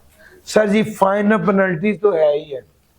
आईसीटी में आईसीटी के टूल्स होते हैं जैसे जीआरसी सिस्टम, ये हेल्प करता है कंप्लायंस को, लॉज एंड रेगुलेशन की कंप्लायंस पर। 1.4 आ गया financial risk. Financial risk arise from potential losses in assets, revenues और profit. They occur due to fraud, market changes and economic downturn. ICT help by monitoring transaction, detecting fraud, analyzing data. Sir ji fraud, market changes और economic downturn 3 वजह उसने बताई हैं। सबसे पहले तो आपका लॉगिन आईडी पासवर्ड हैक करके किसी ने वो डाला और आपके अकाउंट से पैसे निकाल लिए, पेमेंट का फ्रॉड हो गया। तो एआई के टूल्स हैं, ब्लॉकचेन और पैटर्न रिकग्निशन हेल्प करता है फ्रॉड को रोकने की। अब आप देखिए मार्केट वॉलेटिलिटी, मार्केट बड़ी वॉलेटाइल है। आप, मैं आपको एक चीज और बताऊं, आप मिजान की ऐप खोलें, वो आपको कहता है आप अपनी लोकेशन भी खोलें। क्यों? सर वो आपको देख रहा है, वो आपका पैटर्न आइडेंटिफाई कर रहा है, आप लाहौर में अपनी रूटीन के मुकाम में है या नहीं। अगर मैं फॉर एग्जाम्पल अमेरिका बैठा हुआ हूं और मैं मिजान का अकाउंट खोलूंगा, वो कभी भी नहीं एक्टिव करेगा। नहीं, आप एक ऐसी जगह पर हो जो अदर देन रूटीन है, मिजान की ऐप नहीं ओपन करेगा सर। क्या पता ये कोई अनऑथराइज्ड बंदा हो जो पेनिट्रेट करने की कोशिश कर रहा हो सिस्टम में। सर मार्केट वॉलेटिलिटी, प्राइसेस बड़ी तेजी से कम होते हैं, बढ़ते हैं। अब इस केस में आप देखिए, आप में से अगर किसी बच्चे ने स्टॉक एक्सचेंज का काम किया या इवन देखा है, तो आप देखते हैं कि 1 मिनट में आप शेयर खरीद रहे होते हैं, बेच रहे होते हैं, खरीद रहे होते हैं, बेच रहे होते हैं। अगर आपकी टेक्नोलॉजी उसके मुताबिक नहीं है तो सर आप तो क्लिक करके खरीद रहे होंगे तो वो खरीद नहीं पाएंगे। आपकी टेक्नोलॉजी अपग्रेडेड होगी। आईसीटी क्या करता है, हेल्प करता है। और फिर ये एक पहलू है टेक्नोलॉजी अपग्रेडेड होना। दूसरे नंबर पे ये है कि वो फ्लक्चुएशन को ऑब्जर्व करना। सर आपको बताऊं, इंफॉर्मेशन टेक्नोलॉजी प्रिडिक्ट करती है मूवमेंट को, रिस्क को हेज कर देती है। सर जी इकोनॉमिक डाउनटर्न क्या है? सर जी कॉन्टिन्यूस रिसेशन की वजह से ओवरऑल डिमांड ही कम हो गई है। Strategic risk, sir strategic risk क्या है? अच्छा, एक ना पॉइंट पास पेपर से, मैंने पास पेपर का सवाल का जवाब जब देख रहा था कि आईकैप ने क्या लिखा है, तो वहां से मैंने ये वाला पॉइंट देखा था। मैंने सोचा था मैं बच्चों से डिस्कस करूंगा कि सर जी उसने कहा है कि एक बंदे ने सॉफ्टवेयर खरीदा है और आपके पास टोटल लोग हैं 70 और आपने 100 लोगों के जितने का सॉफ्टवेयर खरीद लिया। ओवर क्यों? उसने कहा जो हेड ऑफ जो डिपार्टमेंट है आईटी का वो एक ही है, उसने अपनी मर्जी से खरीद लिया, इसमें क्या रिस्क है? अब जाहिरन आप बताएंगे कि यार देखो इसमें तो कोई रिस्क नहीं है। सर नहीं, देखे ना 70 बंदों का आपके पास काम करने वाले 70 लोग हैं। आपने जो सॉफ्टवेयर खरीदा है वो ऐसा खरीदा है जो 100 लोगों की आप पेमेंट कर रहे हैं, तो आप तो 30 लोगों की एक्सेस पेमेंट कर रहे हैं ना। क्यों कर रहे हैं? इसमें रिस्क क्या है? सर असल में इसमें रिस्क है कि आपकी कंपनी की कोई पॉलिसी होगी, आपकी कंपनी का कोई टारगेट होगा। एक कंपनी का एम होता है कि हम अपने पैसे से प्रॉफिट को मैक्सिमाइज करें, तो आप हराम का पैसा तो नहीं है कि आप जाया करें। तो आप वो कहते हैं आपकी आईटी की strategy in line with company strategy होनी चाहिए, जहां पर कंपनी का गोल क्या है? प्रॉफिट मैक्सिमाइज करना। वहां पर आप एक्सपेंसेस कर रहे हैं और उसके अगेंस्ट बेनिफिट नहीं ले रहे, तो रिस्क ये है कि शायद आईटी की strategy in line with company strategy नहीं है और कंपनी गोल्स नहीं। पॉइंट समझ आ रहा है? तो ये वाली बात। Proper decision making, without proper data companies में expend too much, invest too little और मिस न्यू मार्केट्स। बाज़ औक़ात डिसीजन मेकिंग गलत होती है। आप बहुत ज्यादा सामान खरीदते हैं जिसकी जरूरत नहीं होती और बाज़ औक़ात कम खरीदते हैं जिसकी जरूरत होती है। तो आईसीटी जो है वो एनालिटिक्स और बिजनेस इंटेलिजेंस को यूज करती है ताकि डिसीजन मेकिंग किए जा सके। टेक्नोलॉजी आपने जनाब बहुत से केसेस में ऐसा देखा गया है कि पाकिस्तान में एक बहुत बड़े इदारे ने बहुत बड़ा प्लांट लगाया, लेकिन प्लांट 15 साल पुराने वाला लगा लिया गलती से। इतनी रिसर्च नहीं की कि लेटेस्ट कौन सा है। Sir ji companies do not keep up with the new technology, ये पीछे रह जाती है। कंपेटिटर जब नया प्लांट लगाता है तब पता चलता है कि यार हमसे गलती हो गई। सर कंपेटिटर्स इनोवेशन लेके आते हैं, कंपटीशन करते हैं, जिसके वजह से एग्जिस्टिंग बिजनेस थ्रेटन हो जाते हैं। सर ये रिस्क था कौन सा? आईसीटी रिस्क में सबसे पहले साइबर सिक्योरिटी, डेटा ब्रीचेस का risk, ransomware, phishing and social engineering, insider threat. दूसरे नंबर पे क्या आया? Operation risk, system failure, supply chain disruption, process inefficiency. तीसरे नंबर पे कंप्लायंस का risk, regulatory violation, legal penalty, tax evasion जैसे। चौथे नंबर पे फाइनेंस का रिस्क, फ्रॉड, मार्केट वॉलेटिलिटी और इकोनॉमिक डाउनटाउन।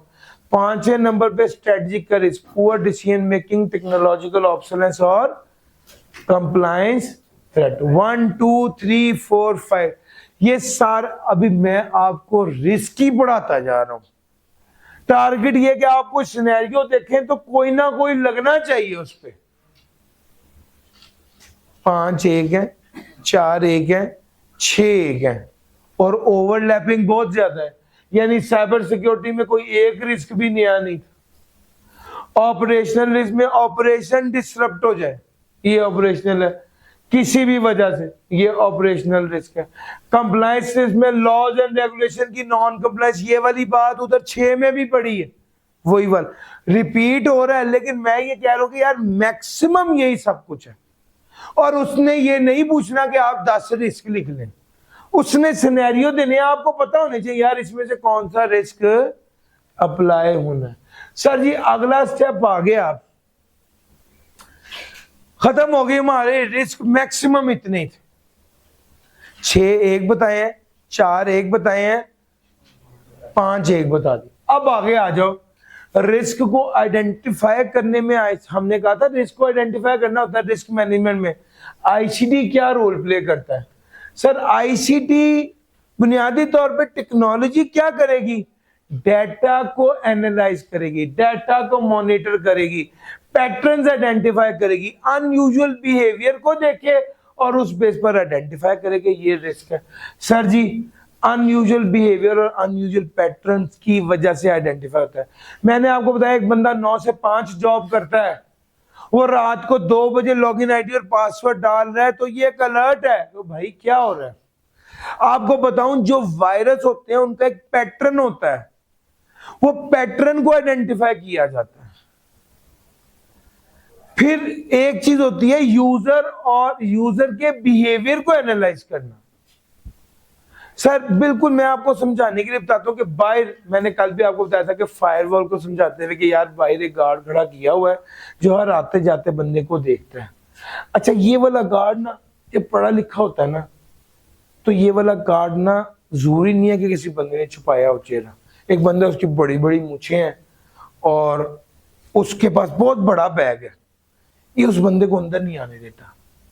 ये इंटेलिजेंट है, ये देखता है यार ये कुछ अनयूजुअल है, इस बैग में तो गन भी हो सकती है। मेरा पॉइंट समझ आ रहा है? ये रोकता है,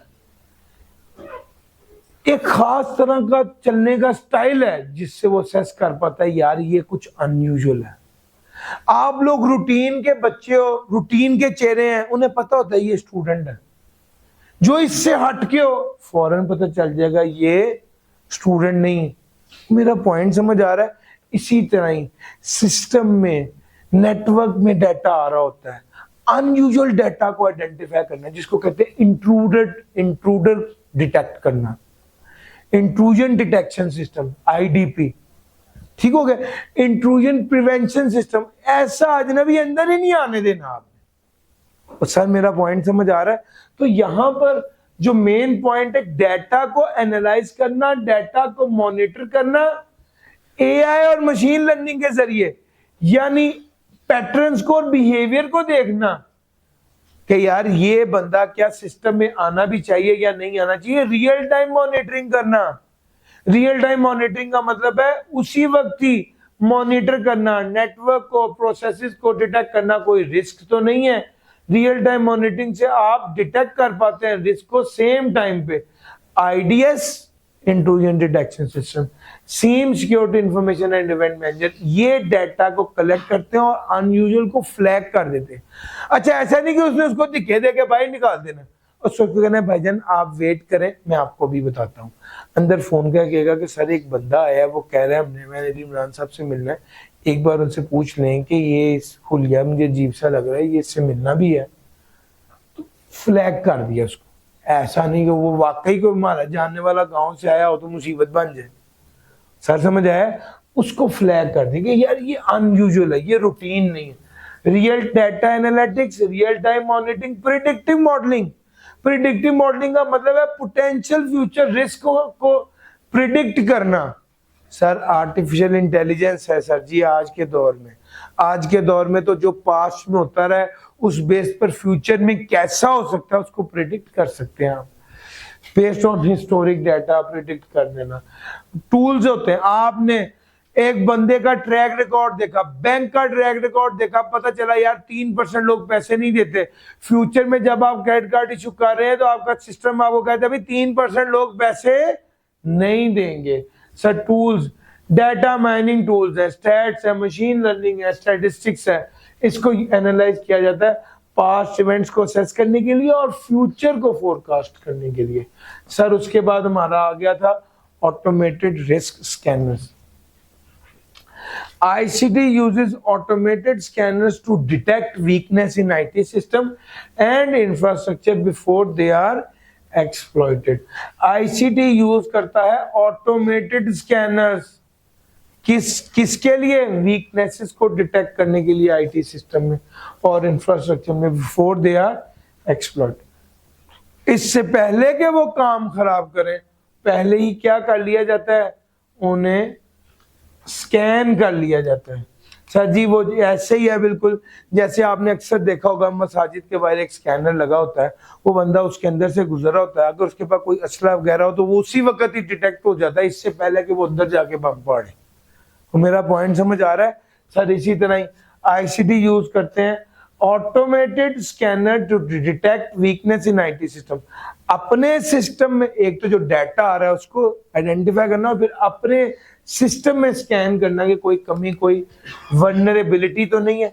एक टूल होता है वल्नरेबिलिटी स्कैनर, अपने सिस्टम में कमजोरी को आइडेंटिफाई करना। और पेनिट्रेशन टेस्टिंग सॉफ्टवेयर, ये पेनिट्रेशन टेस्टिंग सॉफ्टवेयर एक ऐसा सॉफ्टवेयर होता है जो टेस्ट करता है कि इदारे ये इस सॉफ्टवेयर में या इस सिस्टम में कौन कौन सी जगह है, कौन कौन सी इसको कहते हैं कि मार्जिन है, कमजोरियां है, जहां से कोई बंदा सिस्टम में पेनिट्रेट कर पाएगा। इस अगर मैं फिजिकली बताऊं तो भाई आगे से पीछे से कहां कहां सी जगह है जहां से बंदा दीवार फलांग के या खिड़की के अंदर से किसी तरीके से इदारे के अंदर आ सकता है। तो उसी तरह ही पेनिट्रेशन टेस्टिंग सॉफ्टवेयर के अंदर आपके सिस्टम के अंदर जहां पर पेनिट्रेशन है वो उसको बेसिकली इसमें ना एक कॉन्सेप्ट होता है सिमुलेट का। बाज़-औक़ात आपने अगर चेक करना होता है ना इदारे में सिक्योरिटी ठीक है तो आसान सा तरीका है।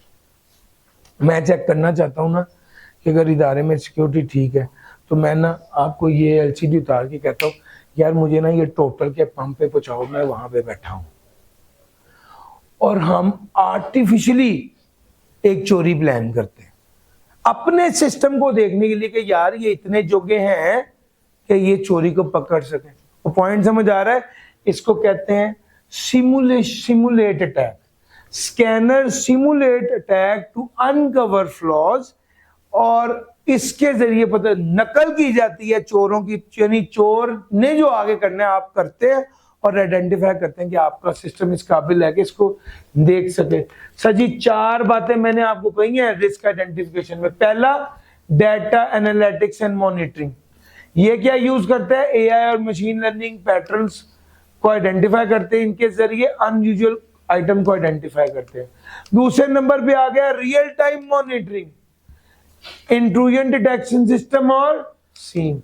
तीसरे नंबर पे आ गया predictive modelling, forecast future risk और पास्ट डाटा या हिस्टोरिक डाटा। चौथे नंबर पे आ गया automated risk scanner, vulnerability scanner और penetration testing software to identify security gap, misconfiguration या अनपैच्ड सॉफ्टवेयर। ओ भाई मुश्किल तो नहीं लग रहा? ये वाली चीजें हैं। मैंने क्रक्स इसलिए बताया था कि यार ये 4 पढ़ें, ये ज़हन में रहें। रिस्क को रिपोर्ट करना है, अब रिपोर्ट करने के लिए भी आईसीटी का रोल बड़ा क्रूशल है। सर जी मुख्तलिफ टूल, जिस तरह आपके पास फेसबुक पे नोटिफिकेशन आए होते हैं, आप फेसबुक खोलते हैं आपको नोटिफिकेशन आए होते हैं 26 मैसेज आपसे रिलेटेड है। इसी तरह एक टैब होता है डैशबोर्ड में रिस्क का। आज के दिन में बैंक वाले कहते हैं आज के दिन में कितने लोगों ने गलत पासवर्ड डाले और उनका कार्ड एटीएम मशीन में ही रह गया। कितने लोगों ने पासवर्ड डाले और उनकी ऑनलाइन बैंकिंग को रोक दिया गया है। कितने लोगों ने गलत पासवर्ड डाले और उनका कार्ड ब्लॉक कर लिया गया है। ये रिस्क है। टोटल रिस्क का एक डैशबोर्ड बनना होता है बाकायदा इसके बारे में पूरा इजी टू अंडरस्टैंड फॉर्मेट होता है और आप आइडेंटिफाई कर पाते हैं। रियल टाइम डैशबोर्ड डाटा को कलेक्ट करता है from different departments system and show how risk information on the screen using chart graphs and heat map. Sir ji उसके बाद आ गया automated reporting system. Automatically report हर रोज की या हर वीक की प्रिपेयर होती है और रेलिवेंट रेगुलेटर्स को, स्टेट बैंक ऑफ पाकिस्तान को जाती है या मैनेजर्स को जाती है। इससे उनका टाइम भी बच जाता है और एफर्ट भी कम लगती है। सर जी सेंट्रलाइज्ड रिस्क रिपोजिटरी, हर तरह का रिस्क एक सेंट्रल स्पेस में आ जाता है। रिपोजिटरी कहते हैं उस बड़े बर्तन को जिसमें हर तरह की चीज आ जाती है। Sir centralised risk repository store all risk in one place, जिससे पता चल जाता है किस किस तरह के रिस्क हैं। Cloud based platform allow teams to record risk. अच्छा हर टीम के हर बंदे को कहा जाता है कि आप रिस्क आइडेंटिफाई करें। एचआर डिपार्टमेंट को भी कह रहे हैं, मार्केटिंग को भी कह रहे हैं, प्रोक्योरमेंट को भी कह रहे हैं, स्टोर को भी कह रहे हैं। तो सर वो रिस्क जो है वो बेसिकली उसको रिपोर्ट करते हैं और उसकी एक रिस्क को रिपोर्ट किया जाता है और उसकी एक रिपोजिटरी होती है जहां पर सारे रिस्क इकट्ठे होते हैं, ताकि जो लोग रिस्पॉन्सिबल हैं आईसीटी डिपार्टमेंट वाले वो इसको देखें और इसको अगर रिस्क को रिस्पॉन्ड करना है, कवर करना है, कंट्रोल लगाना है तो वो लगाएं। और चौथी बात है regulatory compliance tools. Regulatory compliance tools, laws and regulation की कंप्लायंस भी तो जरूरी है ना। इसके लिए आईसीटी लॉज एंड रेगुलेशन की कंप्लायंस को इंश्योर करते हैं। टूल्स ऐसे होते हैं जो कि लॉज एंड रेगुलेशन की कंप्लायंस को इंश्योर करता है। डैशबोर्ड और विजुअलाइजेशन टूल की बात की, ऑटोमेटेड रिपोर्टिंग सिस्टम की बात की, रिपोर्ट ऑटोमेटिकली शेयर हो जाती है इन सबको। फिर कैटेगराइज रिस्क रिपोजिटरीज की बात की और चौथे नंबर पे आ गया रेगुलेटरी टूल्स की बात की, जैसे बैंक की कंप्लायंस वगैरह। और ICT role in risk management, अगर रिस्क मैनेजमेंट के आईसीटी रोल की बात करूं तो मैं आपको डायरेक्टली ले जाता हूं। सर इसने इसमें 4 बातें कही हैं। ICT role in risk management, risk mitigation tool, risk को मिटिगेट कैसे करना है इसके हवाले से भी टूल्स होते हैं। कल इंशाल्लाह हमने यार ये वाली बात कल ही करनी है, ये रिस्क मिटिगेशन की बात है, ये कंट्रोल से रिलेटेड बात है, ये कल करेंगे। और आज की आखिरी बात सुन लीजिए, best practices for integrating ICT into risk management. लो जनाब ये भी कल ही करेंगे, रिस्क मैनेजमेंट से रिलेटेड बात है। अगर आप मुझसे पूछें तो मैंने आज के दिन में हर तरह का रिस्क आपको पढ़ाया है और मैं ये बात आपको बड़े वसूख से कह रहा हूं कि ये पिछले 2 घंटे में जो मैंने आपको पढ़ाया है, रिस्क इसके अलावा कोई नहीं है, कोई नहीं आना। आप एक बार इसको ध्यान से देखें, पेपर में जो रिस्क आएगा वो यही होगा या इससे कनेक्टेड होगा, सीधा सीधा होगा या उसने सिनेरियो देकर पूछा होगा, बूझना यही होगा। मैंने आपको अगर मोटी मोटी बात करूं तो वो 6 रिस्क पहले पढ़ाए थे, जिसमें कौन कौन से रिस्क थे सर जी? सबसे पहला physical, digital, human, environmental, third party और कंप्लायंस। फिर उसके बाद वो सारे मैंने एक तरफ आपको कर दिया कि यार ये 6 तो पक्के जेब में डाल लो। फिर उसके बाद मैं चैप्टर 15 पे आया। चैप्टर 15 में कितने रिस्क बताए? 4। कौन कौन से? Malicious software, malware, cyber security तीसरे नंबर पे, साइबर क्राइम था जी। उसके अलावा क्या था सर जी? सोफिस्टिकेटेड अटैक्स है तीसरे पे, जिसपे डाटा डिल्डिंग और वो था, वो 4 टाइप थी उसकी। और चौथे नंबर पे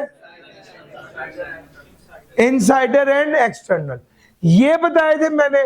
फिर इसके बाद मैं चैप्टर नंबर 17 पे आया था और वो नए नहीं थे, उसमें सिर्फ आईसीटी की बात की हुई थी कि आईसीटी के जरिए बेचे। कौन कौन से थे सर? साइबर सिक्योरिटी सबसे पहले था, दूसरे नंबर पे ऑपरेशनल रिस्क, तीसरे नंबर पे कंप्लायंस रिस्क, चौथे नंबर पे फाइनेंशियल रिस्क, पांचवें नंबर पे स्ट्रेटजी। यार ये मेजर अगर आप इसको अपने दिमाग में रखें ना, इससे बाहर कुछ नहीं। मैंने इंटेंशनल एफर्ट करके आपको दरमियान से बताया, लेकिन मैंने जो निचोड़ निकाला है इसकी कदर आपको तब पड़ेगी जब आप सवाल करेंगे। तो वरना मैं आपको 2 चैप्टर पूरे करा देता, इससे पहले भी हो जाते और आप भी कहते वाह भाई वाह। मुझे पता है सवाल वैसा आना ही नहीं है।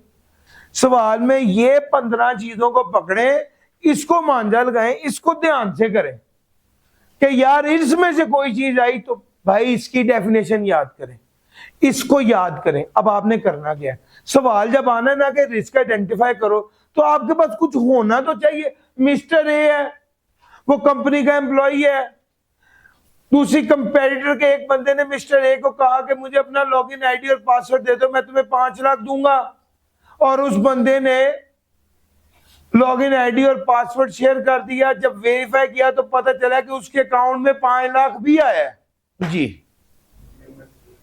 अब आपने कहा कि भाईजान ये एम्प्लॉय था, ये इनसाइडर रिस्क है। अब आपने इसको जस्टिफाई करना होगा, नहीं आपने लिखनी होगी ये वाली लाइन कि उसने इंटेंशनली सेंसिटिव इंफॉर्मेशन शेयर की है, इस वजह से ये इनसाइडर रिस्क है। यार ये इतनी अंग्रेजी तो याद कर लो, बाकी कॉन्सेप्ट है। इतनी अंग्रेजी आपकी आनी चाहिए कि आप वो 2 जुमले लिख लो जिससे साबित करो कि रिस्क कौन सा है। चूंकि उसने आपको कहना है रिस्क को आइडेंटिफाई करें और जस्टिफाई करें, तो आपको ये करना पड़ना। सर समझ आ रहा है? तो भाई मैंने सारी मेहनत इसलिए की है कि आपको मैं आज 12 नंबर का सवाल आना है ना, तो 6 नंबर उसमें से इसके होने हैं। ये अगर आप कर गए तो मैं समझूंगा मेरी आज के दिन की मेहनत जो है ना वो वसूल हो गई है। आप इसको एक बार तैयार करें, एक तरफ से अच्छे से सारी चीजों को याद कर लें। कम से कम इन 5 की हर चीज आपके पास होनी चाहिए। पेपर में जब आए ना तो आपके दिमाग में पूरा जुमला वो छाप दो। वहां पर जो बच्चे सोचते हैं कि इंशाल्लाह मैं खुद लिख लूंगा, मैं बहुत समझदार हूं, सर याद रखिएगा वहां पर सिनेरियो होता है, सिनेरियो को अप्लाई करते हो। कुछ चीजें तो वहीं पर ही आपको ऑन द स्पॉट देखनी पड़ती हैं, लेकिन कुछ रेडीमेड भी तो हो ना। आपके पास वो डेफिनेशन है आपके दिल में, अच्छा ये 3 लाइनें टक टक टक पहले वो लिखी, उसके बाद लिखा। चूंकि असलम ने अकरम को ये कहा था इसलिए ये कह देंगे, वो उस वक्त वैरायटी लगानी है, लेकिन असल तो ये जेब में हो और आपको असल डेफिनेशन भी पक्की नहीं आती है। बस यही पता कि अगर एक बंदा दूसरे का खा ले तो फिर ऐसे होता है, और फिर उस वक्त अंग्रेजियां ही बनाते रहोगे। जो चीज पक्की रेडीमेड है उसको रेडीमेड को याद करके जाओ, और कुछ हिस्सा मौके पर फिर इम्प्रोवाइज कर लेना। वो उतना मार्जिन होगा जितना आपको मान है ना कि मैं हैंडल कर लूंगा, उतना वहां पे मार्जिन होगा, लेकिन ये सारी चीजें याद करनी। डन सा जी, कल अब इसके कंट्रोल्स पढ़ेंगे। थैंक यू, अल्लाह हाफिज़।